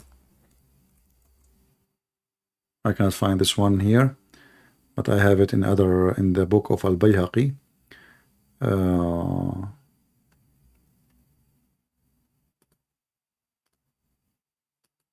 So imagine this woman, she married supposedly the best man in history according to the Muhammadan. And the best man in history,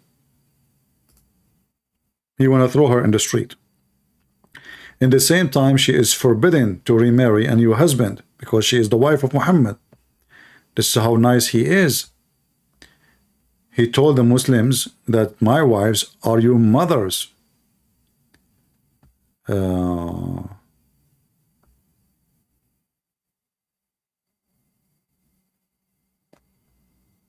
I have the reference actually, but I'm trying to find it in an official Islamic website.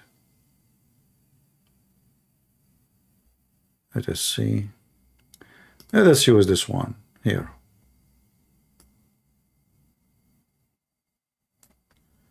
The reason for Aisha to give her day. Let us see here. Here we go. Here it says قال ابن ملقن أنه عليه السلام طلق سودة. From Hisham, from his father, he said in the book of Al-Bayhaqi, he said that he did divorce Sauda. And when he went out to pray, she held his dress. The woman, the wife, she begging him.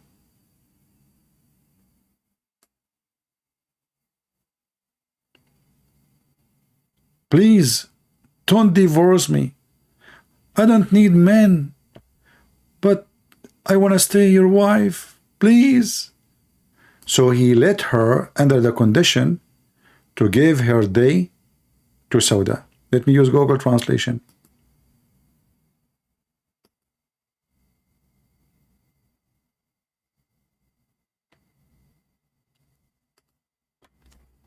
We search for divorce. We'll type in Arabic.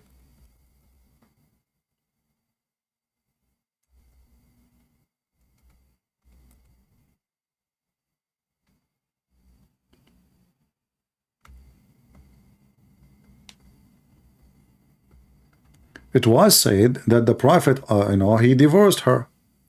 Blah, blah, blah, blah. But let us see the story. How she begged him, holding his clothing.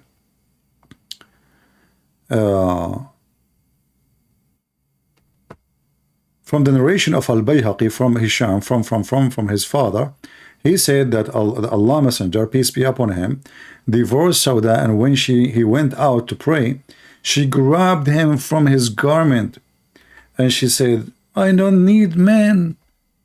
I don't need men. Just keep me, please, keep me. And she gave her day to Aisha as an agreement. Aisha, she pressured him. She said, this way you can have more time with me. Keep her as a wife, which means Muhammad is even cheating now. In the days, the Aisha, she will have 2 more days than other women. Is that a behavior of a man? Appreciate a woman, especially she is from the earlier wives he married after Khadijah? Is that what a man he do to a wife she served him when she was young? He dumped her because she become old?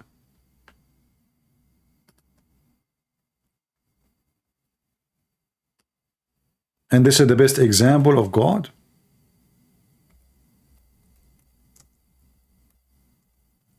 And there is tons of stories.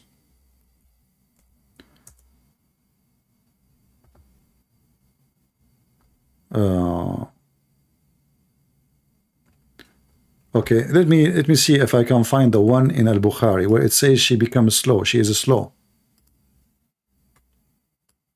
And Muhammad didn't like slow women, old.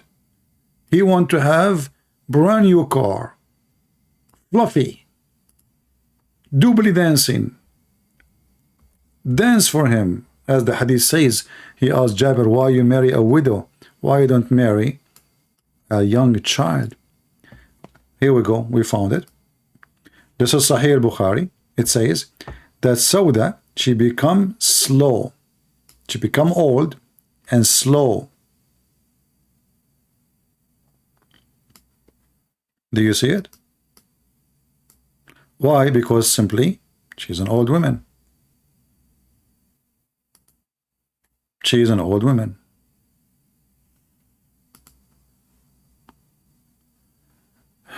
Let us see if we can show you more. I mean, this is enough, right?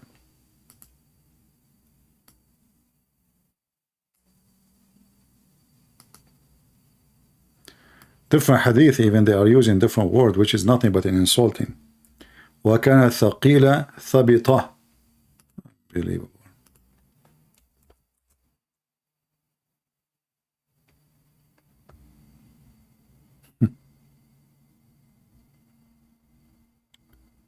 So the woman now, she cannot survive by herself. She's a poor woman. And this is the same woman, by the way. The reason for the hijab to come, it was because of her ass, if you remember. Because of her ass, Sauda, she was doing poo-poo, and then Umar ibn Khattab, he saw her at night doing poo-poo, and he was harassing her. He said to her, Arafnaki ya Sauda, we recognize you, Sauda. This woman, Sauda, she was big. This is the kind of Muhammad women he liked. He liked big and beautiful, which mean heavy duty, you know, like, I don't want to use the word fat, but this is what it is in Arabic. So Omar, he saw her doing her poo-poo. He chased her. He said to her, we recognize you, Sauda. And then he went to his Muhammad and he said to him, why you don't order your wives to cover themselves, man, when he is the one is chasing them and they are at night doing poo-poo. And then Muhammad, he took what Umar he said and he make it Quran. This is why we will find that Umar he says, وَافَقْتُ رَبِّي وَوَافَقَنِي رَبِّي, which means my Allah agree with me and I agree with Allah. In what? In Quran. Allah, he copied the Quran of Umar. According to this hadith here, 3 things Umar he said, Allah he took it as he said and he make it Quran. There's other reference about 10 things. There's some they say even way more. But you will notice here that the story of the hijab, the reason this Muslim woman now who married a Muslim man in New Zealand, she is wearing hijab because of the ass of Sauda. If Sauda, her ass was not involved, Muhammad will not order the hijab, which is very weird because the man, she was doing poo-poo and she was at night, so I cannot even see her hair. I mean, those people, they have dark hair. So what the hijab for? It doesn't make sense. However, you will notice that whatever Umar he said become Quran. So the ayah came as I have said. As I said, word by word. Read it. All of this is sahih.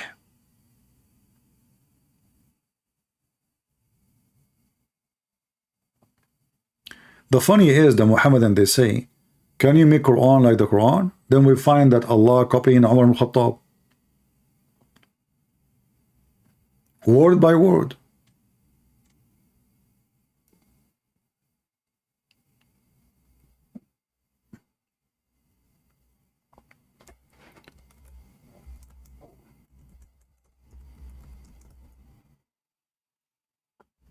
Read carefully. This is not me saying that. Let me show you. It's not me who's saying that the Quran came down about the hijab as Omar he said. No. Omar said that. So the verse, he's talking about all the list of the verses. They come down the same as I had said, word by word.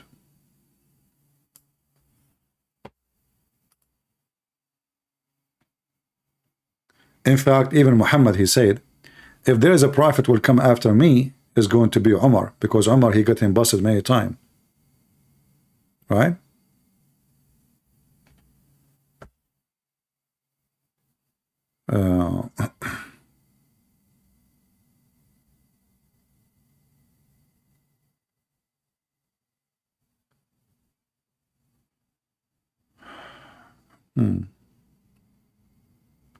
Anyway, do we have any Muhammadan want to have anything, want to say anything to us?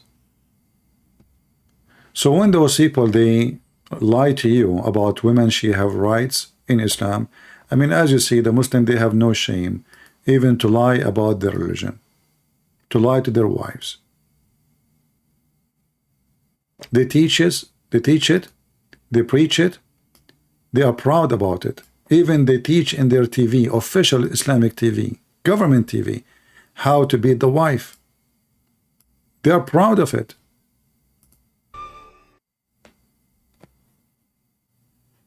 تخيل يا دكتور ان المرأة الأوروبية في الوقت الحاضر بتنشد الرجل القوام. أنا يعني The guy is saying to the sheikh, imagine that women in the West, they are desperate to find a man he is strong. How he is strong? And he have some statics, like he have studies, official studies. Watch with me. هدي المشاهدين سريعا كده بعض إحصائيات سريعة عن هذا الأمر. 90% من نساء بريطانيا ما بيحبوش يتزوجوا من الرجل الضعيف اللي أول ما تحصل أول مشكلة أو أي 90% of women in England, they don't like to marry a weak man. We want to know what weak man mean. We will find out soon. What weak man is. What is that exactly, weak man? Maybe he cannot carry his wife to bed. Maybe he is coward. What is weak man? Let us see. 90%. The Muslim, they have all the percentage you want. About anything. That's it. 90%. But why not 100%? I mean, I cannot believe that there's any women in the world she want to marry a weak man. Why should I do that? 90% only? It's just a number. Okay, go. أي مشكلة يقعد يعيط يقول لك لا ده الراجل ده عامل شكل حريم. احنا عاوزين راجل. قضية الضرب دي شبهة خطيرة جدا. نعم. واحدة معانا مولانا. أقول إن الله كرم المرأة بهذه العقوبة عقوبة الضرب. Allah, he honored Muslim women by beating them. Do you hear me? Lady from New Zealand, you marry a Muslim man and you start doing a business now, Islam now? Donate to me? And you say Islam honor you? Who is going to believe? You or them? You who converted to Islam 2 years ago after you marry a man, or those sheikhs who they are teaching officially, the one who spend their life studying Islam, who millions of people, they take their opinion and they die for it. You or them?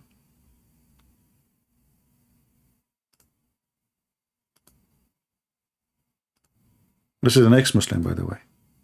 It is not our topic. So Allah, he honored Muslim women by beating. Let us be honest. I mean, can you honor a woman more than this? Why those people cannot use their mind and be honest? Allah, he honor you. What is such an amazing honor. I'm sure this woman from New Zealand, she would love it now. خطيرة جدا. نعم. واحدة معانا مولانا. أقول إن الله كرم المرأة بهذه العقوبة عقوبة. Let me make the text more clear so you can see it. So Allah, he honored wives by in stating the punishment of beating. Explain to us, Sheikh. كيف؟ كرمها بالضرب. إي والله. مش معقول. The guy saying, really? He did honor her by beating? And by the way, like they're playing like the good cup. Both of them, this is Islamic program. So both of them, they agree totally. But it's just to make it like more entertaining. Really? Allah, he honored her by beating? How? كيف؟ قال نبينا صلى الله عليه وعلى آله وسلم ولا تضرب الوجه. Beat her everywhere, but don't beat her face. Do you see how he honored her? People, do you see how Allah, he honored the Muslim women? Beat her everywhere, but don't beat the face. Abdul, but Allah, Prophet, he said don't beat the man in his face too. Because he looked like Adam. What does this have to do with honoring? He's not honoring the women, he is honoring Adam.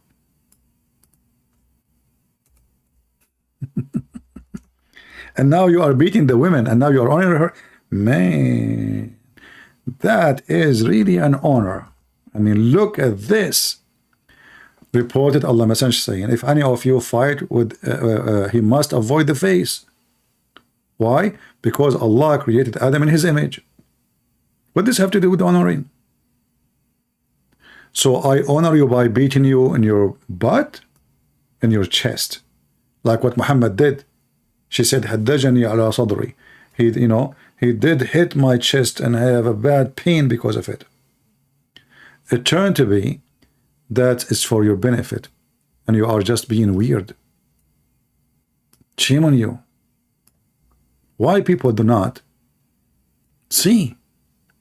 We will go back to those guys, for a laugh. Where is the video? Too many videos I have open in my screen, so I have to jump from one to one, sorry.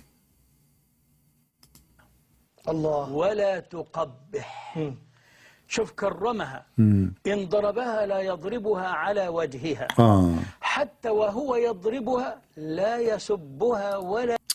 Even when he beat her, he should not curse her. This is the ethic of a Muslim man. You beat her, yes.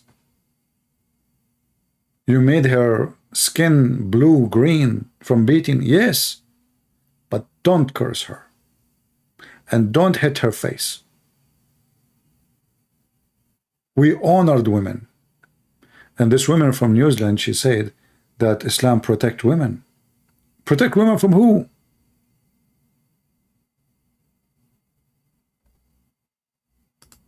يشتمها عجيب.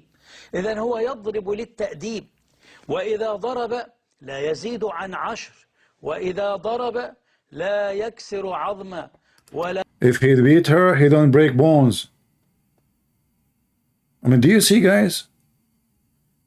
You don't beat your wife until you break her bones. You stop.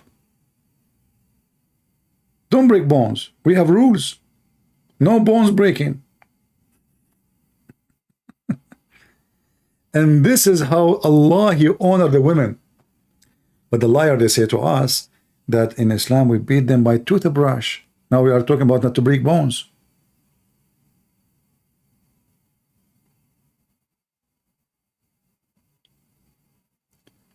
And this is this woman who is making a business of donation, lying to her teeth about how women in Islam is protected.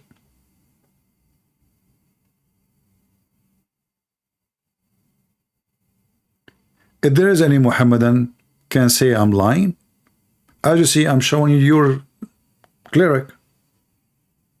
I'm showing you what it is in your TV. So we can lie to our wives. A real man is the man who marries a second wife. If you can't stand the heat, get out of the kitchen.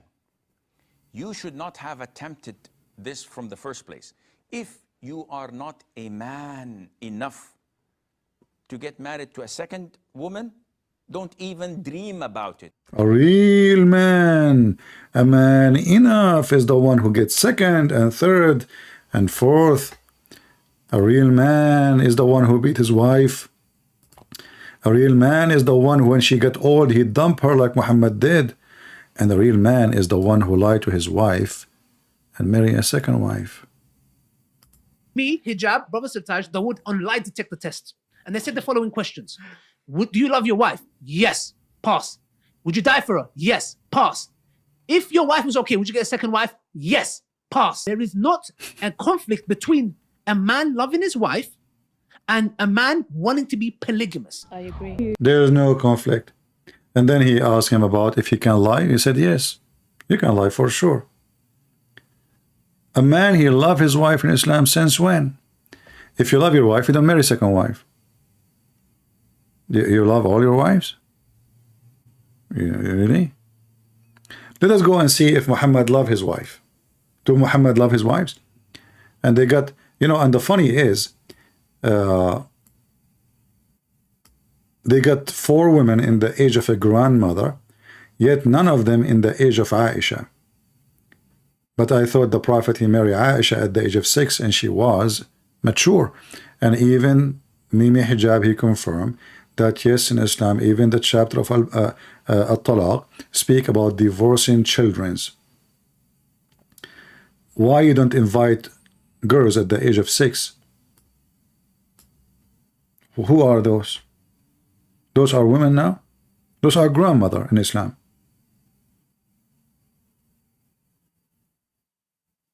Where is the real women in Islam? The 6 years old.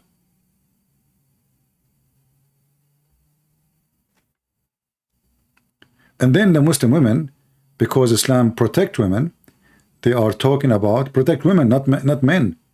They are talking about the amazing teaching of Allah. Is that you, yeah? And possibly what if we're talking about secret second wife, if my husband has gone behind my back, that to me is cheating. Okay, even if it okay, is fine. Islamically correct. Feminist sisters who Even if it is Islamically correct. their sisters, who will die for their sisters, will take a bullet for their sisters, but will not share their husbands for their sisters. So the point is this, you know, let me be real, yeah? If you got a good husband, by the way, I'm not talking about these guys who don't pray, jahil, clowns, yeah? We are not talking about the bad Muslims. We are talking about the good Muslims who pray. Those are the one who have secret wife. Come on. Who don't pray, who oppress their wives. A good man who practices. Oh, he don't oppress his wife by marrying a second wife and third wife and fourth. This is not oppression. No, no, no, no. This is the right thing to do. Who fears Allah, who's good to his wife, takes care of his wife. He comes and he says, I want a second wife. All hell breaks loose. And then we blame this man. Yeah, but why are you keeping it secret? What else should he do? See? You blame the man for doing a secret wife? Huh? I thought Muslim women are happy women. It turned to be that Muslim women don't like to get a new This is a test to see how Allah is testing her to see how she responds. Yeah. It turned to be this is a test from Allah. The man, he want to have sex with other women. Allah want to see your reaction. If you are a good woman, you say to him, husband, go and F more. Husband, come on. Do you want to find your son? Allah is testing them. This is called the testicle test. That's, you know, if she decides to do the opposite, which is, throw the divorce card or throw this card, then ultimately she's falling into the act of disobedience. Man, the woman, if she asks for divorce after she find out her husband is sleeping with other women, she is being disobedient. Not the husband. No, it is the women disobedient. And who is explaining that to you? Women. Thank you. Which I'm now expected as a Muslim man to follow, is not the religion of Al-Islam, it's the religion of women's feelings. I'm not going to follow that religion. See? We don't follow women feeling, you stupid idiot, dummy. Who care about feeling? We follow Islam. With respect to you, I'm not going to do prostration to the collective hormonal and emotional status of men or women or children or anybody else. You're saying if he's man enough. If your husband came to you man enough and said to you he wants a second wife. At least then it's not secret. Sister, I knew one about second, it. one second. Do you know about it? What are you gonna do? Are you gonna say to me, yeah, you can?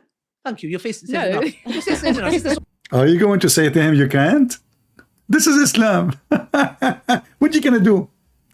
I want to know what you're gonna do. I want to know what you are going to do. Well, my friend, I will tell you what you can do. You can report him to the authority. He will go to jail. They live in the West. You're a potato, all of you. Cowards. Cowards. So look at those people, how double standard they are. They are claiming to be British citizen. They carry a passport, have a cross on it. They took an oath when they get citizenship to be obedient to the law, and they are discussing wide open having secret marriage. Legally, officially, according to Allah teaching. Showing you how much the Muslim woman, she is oppressed. And they are showing you that the good woman is the one who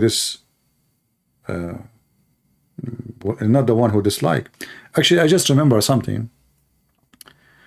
Muhammad, he spoke about women who complain about their husbands because they beat them. What is the hadith? Hold on, let me remember.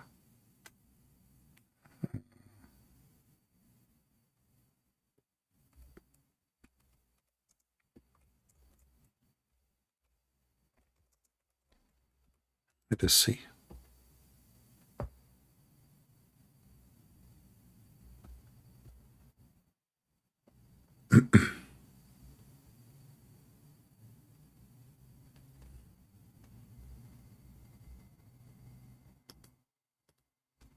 a group of women who complain about their husband beating them. Muhammad, he said, those women who go around complaining about their husband, they beat you, they are not the best of yours.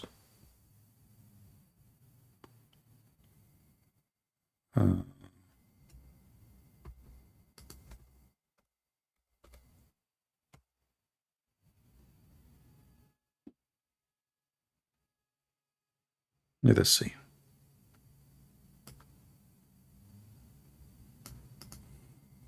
Read with me and see how filthy this religion is. And the Muslim translation, as usual, they try to cover it up. So here it says, and this is sahih, this is not, this is authentic, very authentic. As you see, all those references are authentic. So those women who complain about their husband beating them, they are not the best among you. Do you see it? Women, many women, they came to Muhammad and told him, many women, they have gone around Muhammad's family complaining of their husband, those who do so. That is, those who take to beating their wives. Look at the first translation. Those who do what? Those who take to beating their wives are not the best of you. You see how they mix it?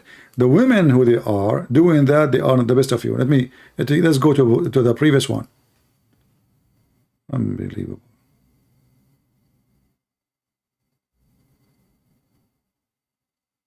See? Look. You see the other translation, how they lie?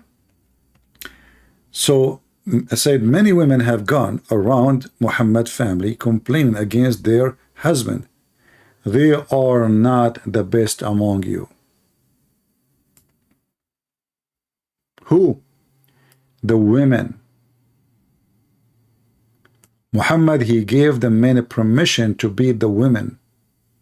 And those women who go around complaining about their husband beating them, they are not the best of you. And this is authentic. This is Islam.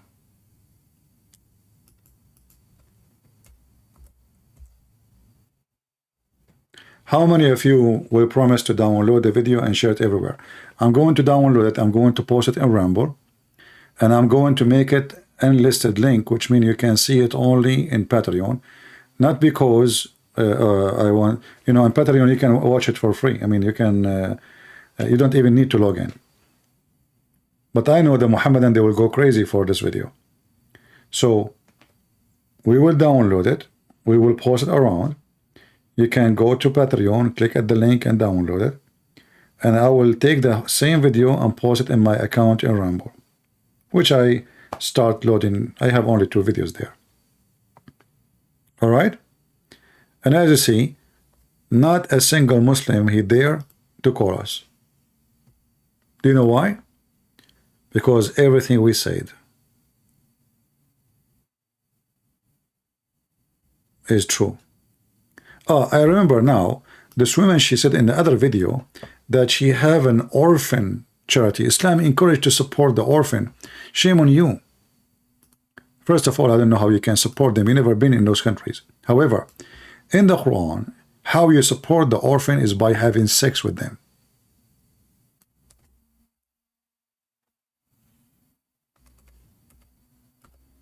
Have you ever heard of filthy religion like this?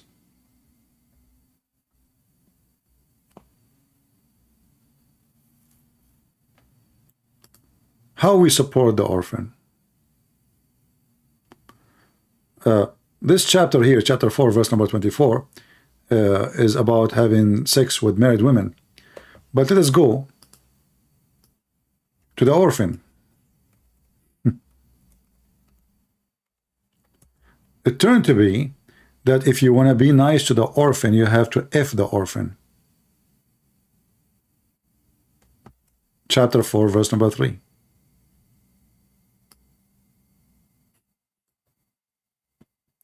But the word orphan is something we say to children. Correct?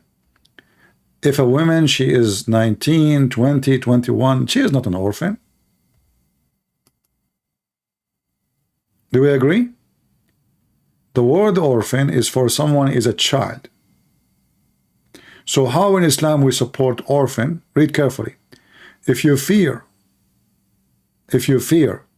that you will not act justly toward the orphan, well, there is nothing there about marriage. What, read carefully. Marry such women as seem good to you, 2 and 3, and so the orphan is the one you have sex with first. If you don't want,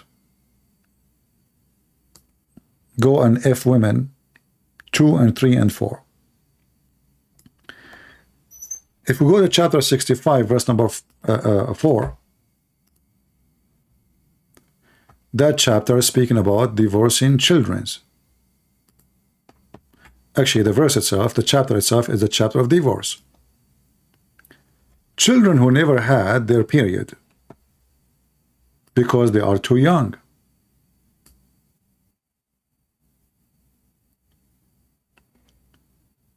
Even Mimi Hijab, he agree, and all the Muslims there, those potato on YouTube, they agree, yes, you can have sex with children. What's the problem? What is the problem? What's your problem? What is your problem?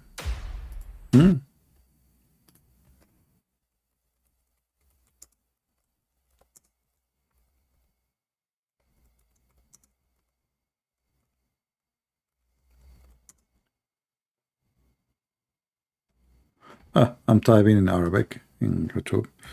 Okay.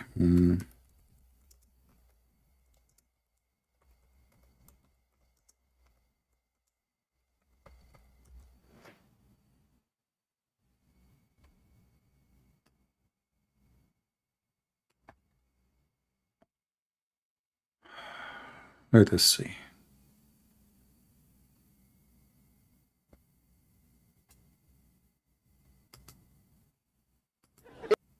If you look just at the Quran, you will get the indication that you can have sexual intercourse with a 5-year-old. The reason why it's haram to have sexual intercourse with a 5-year-old is not found in the Quran at all.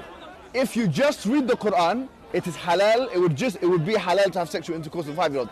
In Surah Al-Talaq, chapter 65, verse 4, Allah subhanahu wa ta'ala tells us who you can divorce and who you cannot divorce. And then he says, وَاللَّائِ لَمْ يَحِدْنَ وَاللَّائِ لَمْ يَحِدْنَ, and the ones who had never been pubescent before. And by the way, this is very important, yeah? I want all Muslims to be aware of this. The reason why we don't have sexual intercourse with 5-year-olds and 6-year-olds and 7-year-olds or whatever is not because of puberty. Wait a minute, what did you say? It's not because of puberty, because that verse in the Quran actually says lam yahid. They never had puberty before. You can't go around that. The Quran doesn't say anywhere in the Quran that the woman has to be pubescent. I dare you to find one verse in the Quran. I dare you. Where it says you're not allowed to marry someone based on harm, or you're not allowed to have sexual intercourse based on harm, or you're not allowed to marry someone based on puberty. So if you're a Quran alone, you're allowed to have sexual intercourse with 5-year-olds. Get me one verse in the Quran which says the woman has to be pubescent. One verse. I want one verse in the Quran from the beginning of the book to the end of the book which says that she has to be pubescent. So okay, so that makes it halal from your perspective. From your perspective, it's halal. You know, in the Quran it says حُرِّمَتْ عَلَيْكُمْ أُمَّهَاتِكُمْ. It says you're not allowed to marry your mum. It says you're not allowed to marry your sister, your auntie. Where does it say you're not allowed to marry a prepubescent? I'm looking for one verse that you can say, you pinpoint it and say this is where it says prepubescent marriage or whatever is not allowed. So if you're Quran alone, you're steered towards pedophilia, and a severe type of pedophilia. Can you believe it? He just admitted that if you have sex with children, you are a pedophile. If you're the Quran alone, you're a pedophile. Okay, well, for the hadith, isn't it your prophet, he married Aisha at the age of 6? He mentioned that there is nowhere it says you cannot marry someone she is 5. Does it make a difference between 5 and 6? We showed you that how Muhammad, how Aisha, her mother, she was feeding her like a goat so she can gain weight. And this is stupid women trying to fool women in her countries and around the world that Islam is an amazing religion. Here, we don't compromise. We share the truth and the truth only. And the truth will set you free. The Lord, He says that who is the father of all lies? Who is the father of all lies? The devil. They lie. They lie to their teeth. Islam without lies dies.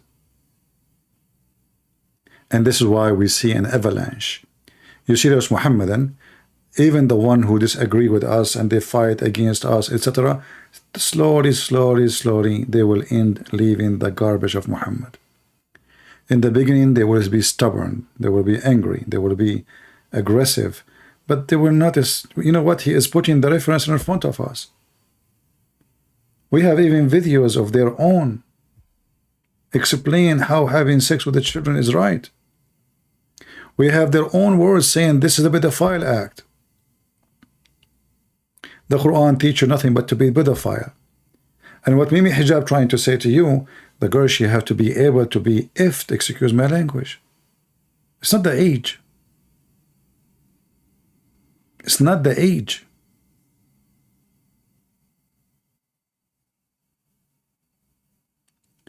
This is how filthy this cult is.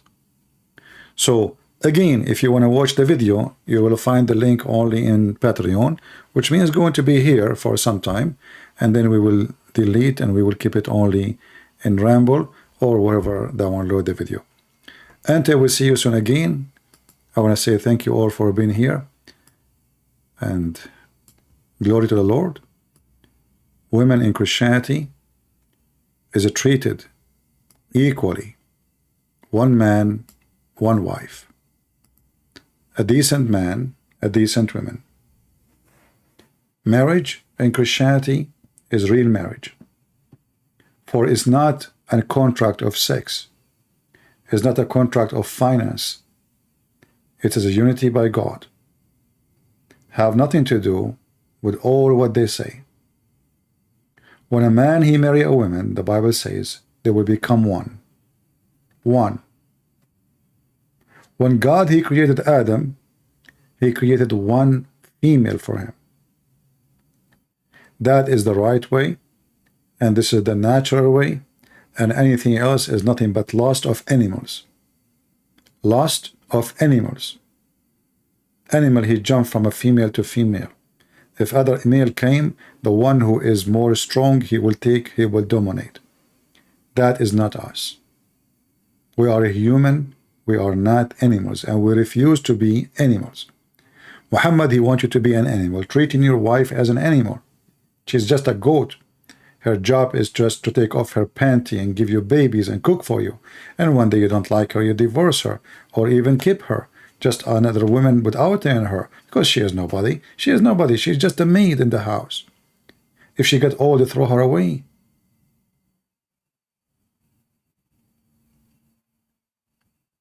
So when those liars, they say Islam respect women, how Islam respect women and Islam make you equal to dogs and donkey? Even Aisha, she said, شبهتمونا بالحمير والكلاب. You made us equal to dogs and donkeys, but this is what her husband did. They are doing what Muhammad said, that a dog and a donkey and a woman, they will defy your prayer. She said, you made us equal to dogs and donkeys. And showing them how Muhammad was hypocrite. When he used to pray, he used to touch her. But he is the one who said, 3 things would defy your prayer: a dog and a donkey and a woman. It's Muhammad who said that. So she did not dare to say, Muhammad, he made us equal to dogs and donkeys. She said to them, you made us. Let us go to the other hadith. And you will see Muhammad, he said it clearly.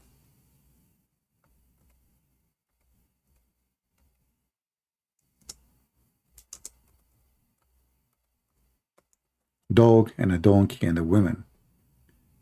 They They say cut the prayer. No, that's not what it says. This is not about cutting. It's about making your prayer invalid. Read carefully.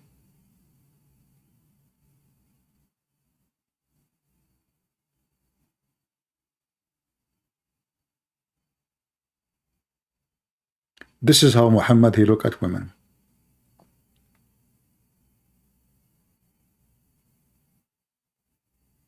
And the funny is, Aisha, she sleep her legs open in front of Muhammad, and Muhammad praying between her legs. But yet he said to them, to the Muslims, women are equal to dogs and donkeys, and they will defy your prayer.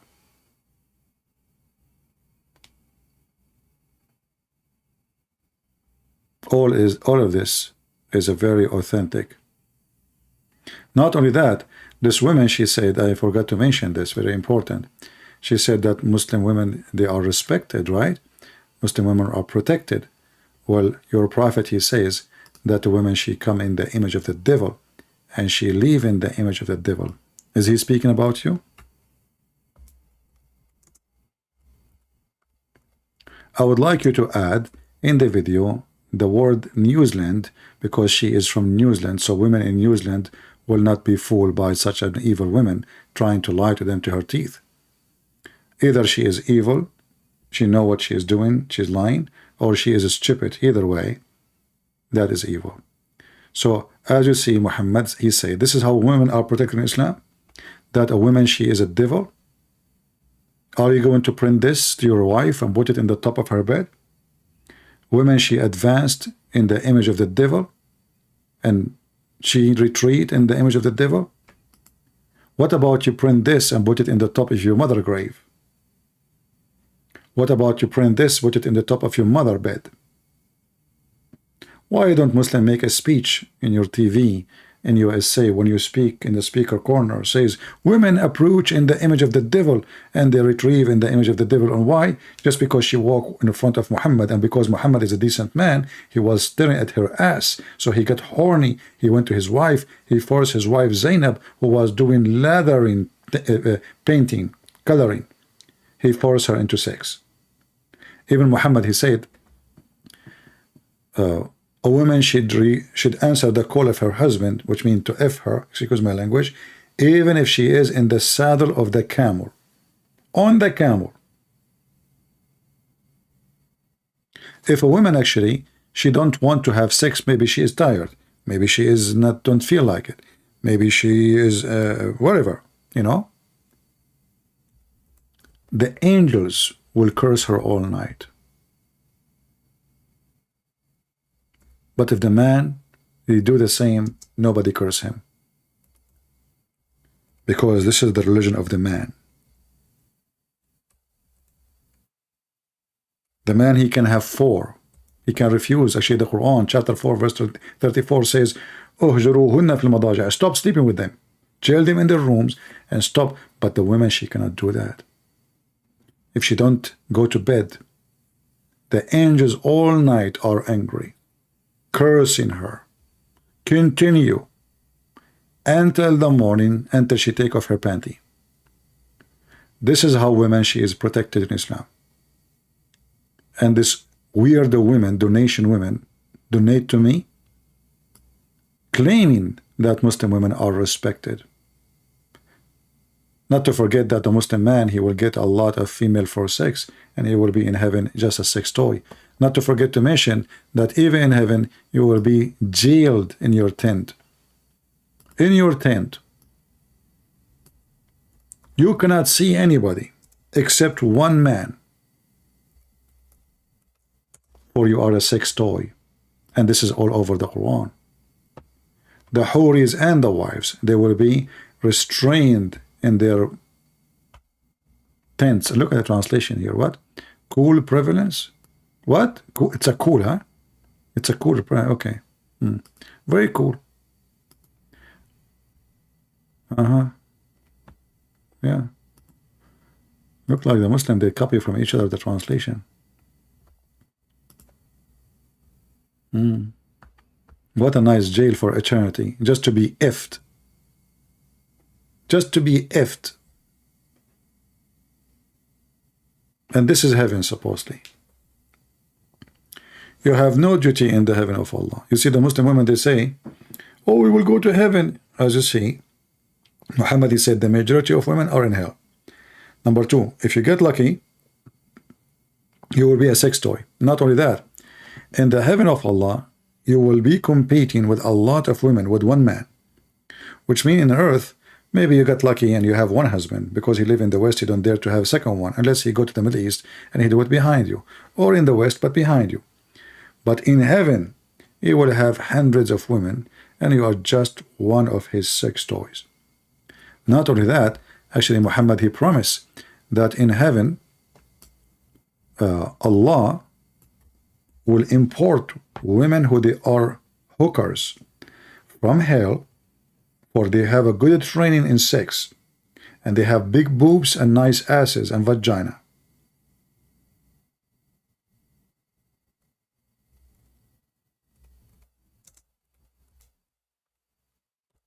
He will import them from hell. Let us see if we can find the hadith.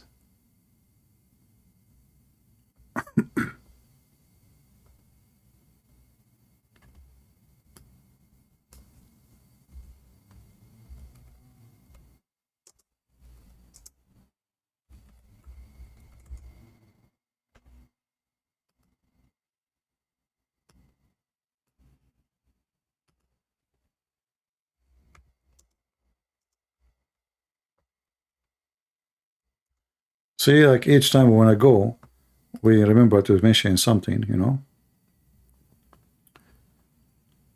Yeah. So Allah will import to a Muslim man. This is the bad Muslim man, not the good one. The good one will get way more. 70 women. This is for the bad man, the bad one only. So it says here, Muhammad swear by Allah that Allah will admit to paradise. Allah will marry him to 72 wives. 2 from the Houris and 70 from the inheritance of the people of hell. Here you ask yourself, where is the female, the Muslim women, to be the wife? Focus with me. Allah will give him how many women? 72, correct? Okay. 2 women, they are the virgins, the Hur. 70, they are from hell. So where is this woman from New Zealand will be?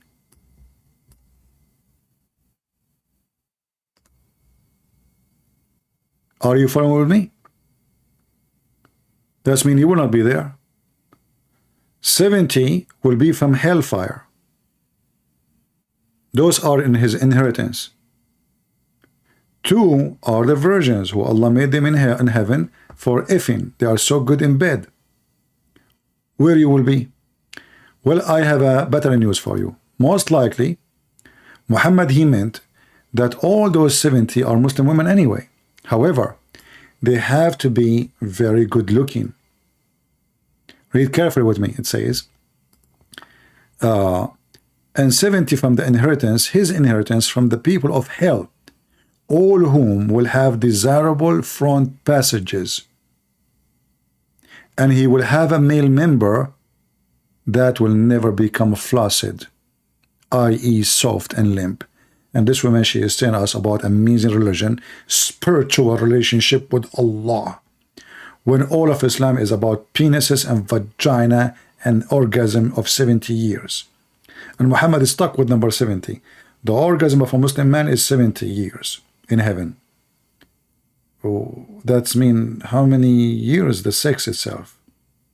And then 70 years orgasm, and we do not know, he did not mention how many years of the sex itself with the women. But then the second woman, another 70 years. So if this guy, he have all those women, just those women, I'm not going to count the endless number Muhammad he came with, what we will find? Let me show you how funny the number will be. So I will take the 72, each one of them 70 years orgasm. 72 x 70, just the orgasm alone. 5,040 years. Which means if the man, he is just having orgasm with you 70 years, he will have sex with you again after 5,040 years after that. You have to wait, your legs is open, excuse my language, for 5,040 years before you are going to be boomed by His Majesty, who his penis, great news, will never go limp. And here you see how Muhammad is a filthy man. You know, we cannot compare between him and the Messiah. God forgive me for even mentioning the name, the two names in one line. That is not the Holy God teaching. That is a filthy, disgusting street man. Even street men, they will not speak filthy like this man. Imagine you are standing in a now and somebody claiming to be a prophet. Imagine Muhammad, he just came to us and he just said this to us. How stupid are you to listen to such a man? He's a pimp. They call him holy. They worship him. They die for him. They kill for him, for he is satanic. Satan always uses money and sex to control the mind of many. Any tools, which all of it is about physical. And if he can make it emotional, that is even going to be better. That is not what God is about. When they asked Jesus about who is going to have this woman when she go to heaven, he said, he and she, they will not get married. The same as angels they will be.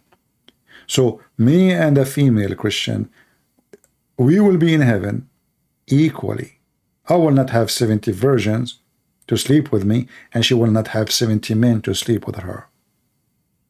We will be without needs. When the Messiah, he said the same as angels, did you think about it? What does that mean?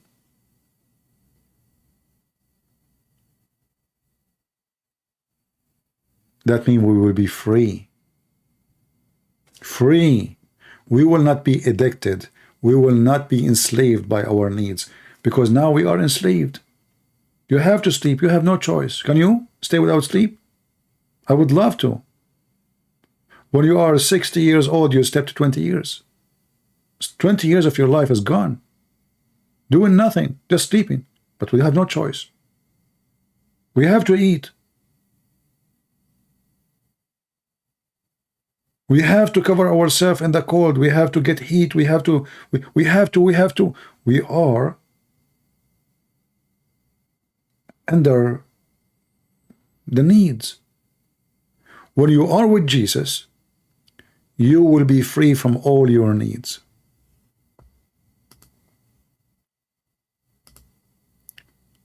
In heaven with the Messiah, you will not get married. She will not get married. Because the purpose of marriage is not there. The purpose of marriage and sex is to reproduce.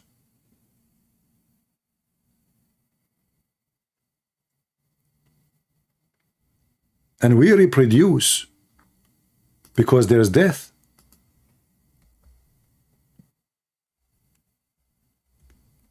I don't want to turn it now to make it about the Bible now, but this is the reason we reproduce.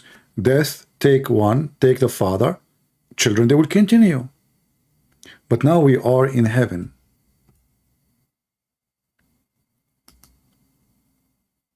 And this heaven is going to be totally different, because now we are in the real heaven, not in the garden of Adam and Eve, which was on earth.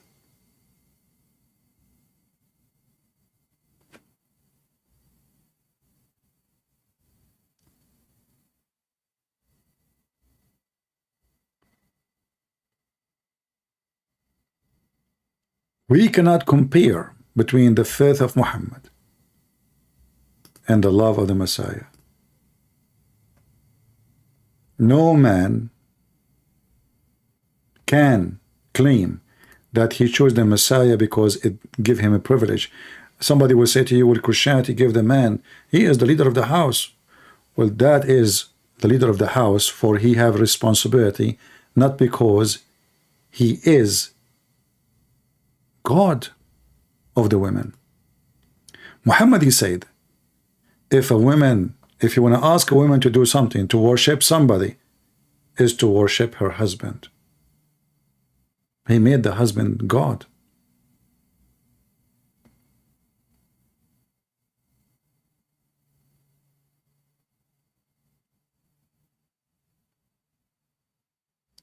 With the Messiah, the women, she have the right to have one husband, and the husband, he have no right except to have one woman. The Jews used to abuse women. They marry, they divorce, she got old, he replaced her, he got a new one. The same as the Muhammadan. With the Messiah, you cannot do that. You cannot abuse that you are the male who is strong and she is the female, she is weak, so I do as I wish.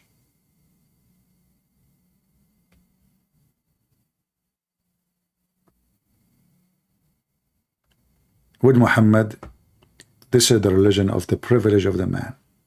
For everything is made for the man and by the man, not the opposite. I have many women who left Islam speaking to me, as you know. And all of them agree. The reason, number one reason, they leave Islam because they notice that Islam is a religion of the man. However, I'm not that man who will take such a religion to be my religion, because I have to be a pervert, filthy, agree with having sex with the children, taking my neighbor or my own son wife, as Muhammad did to Zainab. Zainab, the wife of his own son. He went to the house and he flirted with her when she is married. And Allah told him, why you are hiding what you have in your heart? Imagine, can you believe there's God encouraging a man to flirt with married women?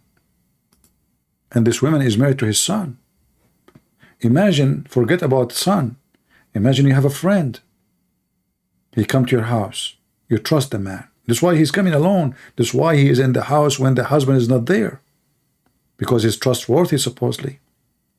Because the neighbors will not speak about why he is coming. Remember, this is a Middle Eastern society. Why a man coming alone? Because he's the father, he can get in. Nobody will question why. If a man, he come alone and the husband is not home, that is a disaster. That means the woman, she is cheating. Muhammad entered the house. The husband is not there. What he do? And this is the Muslim story. This is the Muslim side of the story. Obviously, the story is far away from this. He flirted with the wife. And what the wife, she said, that when Muhammad, he flirted with her, each time her husband Zayd, he wanna F her, Allah, he made his penis swell. While Jesus, making the blind see, healing the leopard, resurrecting people from death. Allah was busy making the husband penis swell. This is his miracle.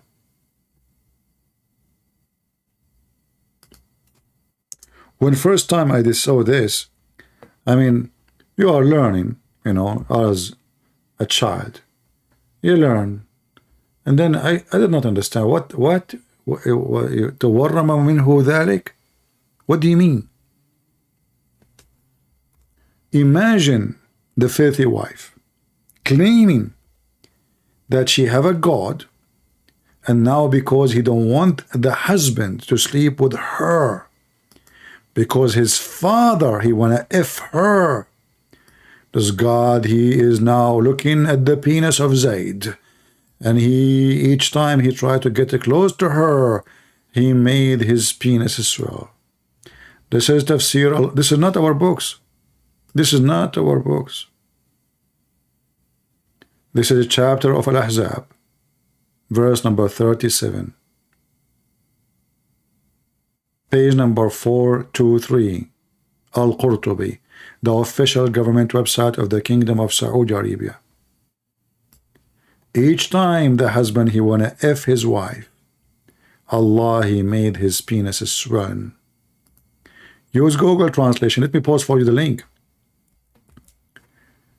This is a religion made only designed for the penis of Muhammad. And then Muhammad, he used the penis of the men around him to give them more privilege, but for sure not like his privilege. So he make a penis god religion. In Japan, they make a penis, big penis, and they walk behind it, a festival. In Islam, the penis is Muhammad. And I find it astonishing that this is what they say about what happened in their books. This is not the books of the enemies. This is not books written about Muhammad by Christian Prince. This is what is written by the Muslims after they took off all the bad things about Muhammad.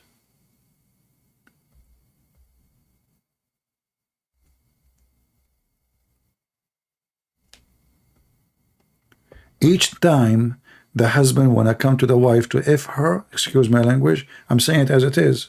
That's what it says. Each time he tried to F her, Allah, he made his penis swell. Shame on you, Zayd.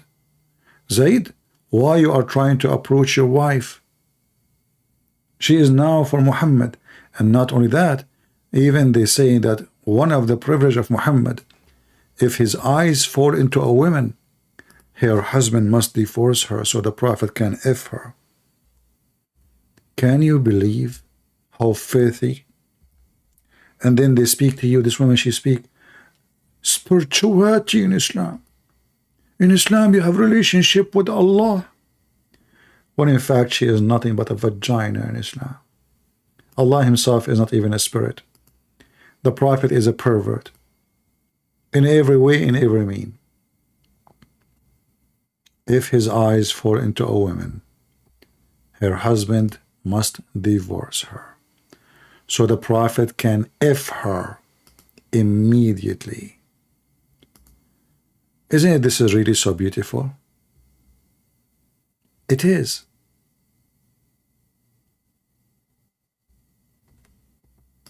Allah, he cared for Prophet Muhammad. So he said to himself, well, you know what? What if Muhammad visiting one of his friends or walking in the street and he saw a woman he liked?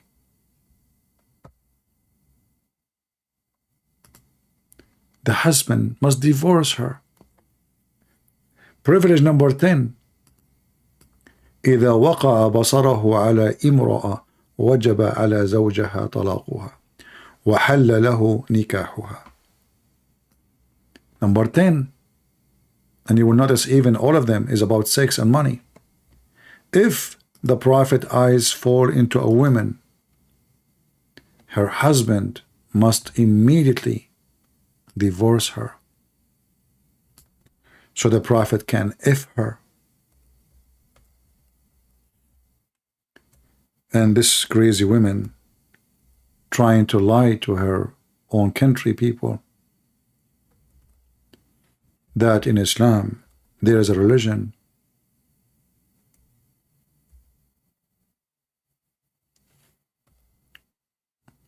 where is the number 10? I'm trying to find it.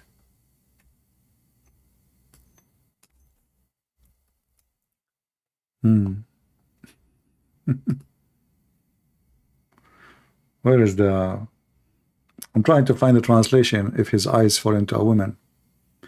Okay, let's see. Here we go. If his side, number 10, if his side who? Muhammad, falls on a woman, her husband must divorce her so the Prophet can F her. They say here, translation lawful. No, so the Prophet can F her, not to marry her. Have you ever heard of a pervert prophet like this? And they claim that this is from God. If this is from God, what is from Satan? What is Satan? This is Satan, my friend. This is not from God. Period. No man will respect any man. He go to his friend or anyone he knew, or he see. This is a gang behavior. Because you are a gang, you are a holako. You are Genghis Khan. You like the women, you take the whole tribe if you want. You are unjust. You are a criminal. In which right you take the wife of a man?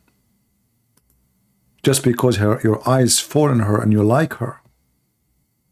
How you can justify that? Well, no problem. There's no need to justify. He is a prophet of Allah. And that give his penis all the privilege, for this is a penis God. The penis Muhammad and the penis Allah and the penis book is all about penises and how to obey Mr. Penis. Everything is made for him, Muhammad, and for his penis. This is the truth. And the Lord, He'll always say to us, read the books, search for the truth, look for it, and the truth will set you free. And the Lord, He says, I am the truth, not this filthy Muhammad. So those females who they marry a Muslim man and they try to sell you Islam and to make money from business in YouTube and donation, we are here to expose their lies so they will not be able to deceive your daughters. If you care for your wife, you care for your daughter, young, share with them. Don't be a fool. They are working hard to deceive your children. One day your daughter, she will come back home and she'll say, Dad, I want to marry a husband, he's a Muslim. Oh, Dad, I want to convert to Islam. And then you come to Christian Prince, says, help me. I will not help you. You don't deserve my help, because you heard me already 1,000 times. And you did nothing. You've been warned. You've been taught. We gave you reference. We gave you proofs. We play video for you. I spend hours every day. And the other day, I spent 11 hours in one day. So don't tell me I need your help. I did my part. Do your part, protect your family, and not protecting them by shouting at your kids, says Islam is bad. Show them. Prove it to them. Teach them in early age so they can be immune from the devil Muhammad.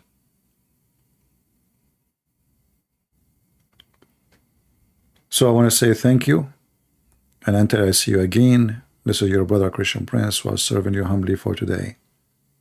God bless. And again, the video will disappear from here. You can find the link in Patreon, and you do not need to make a donation. You go there, it's for free. Click at the link there, download the video, share it around. God bless, and see you soon again.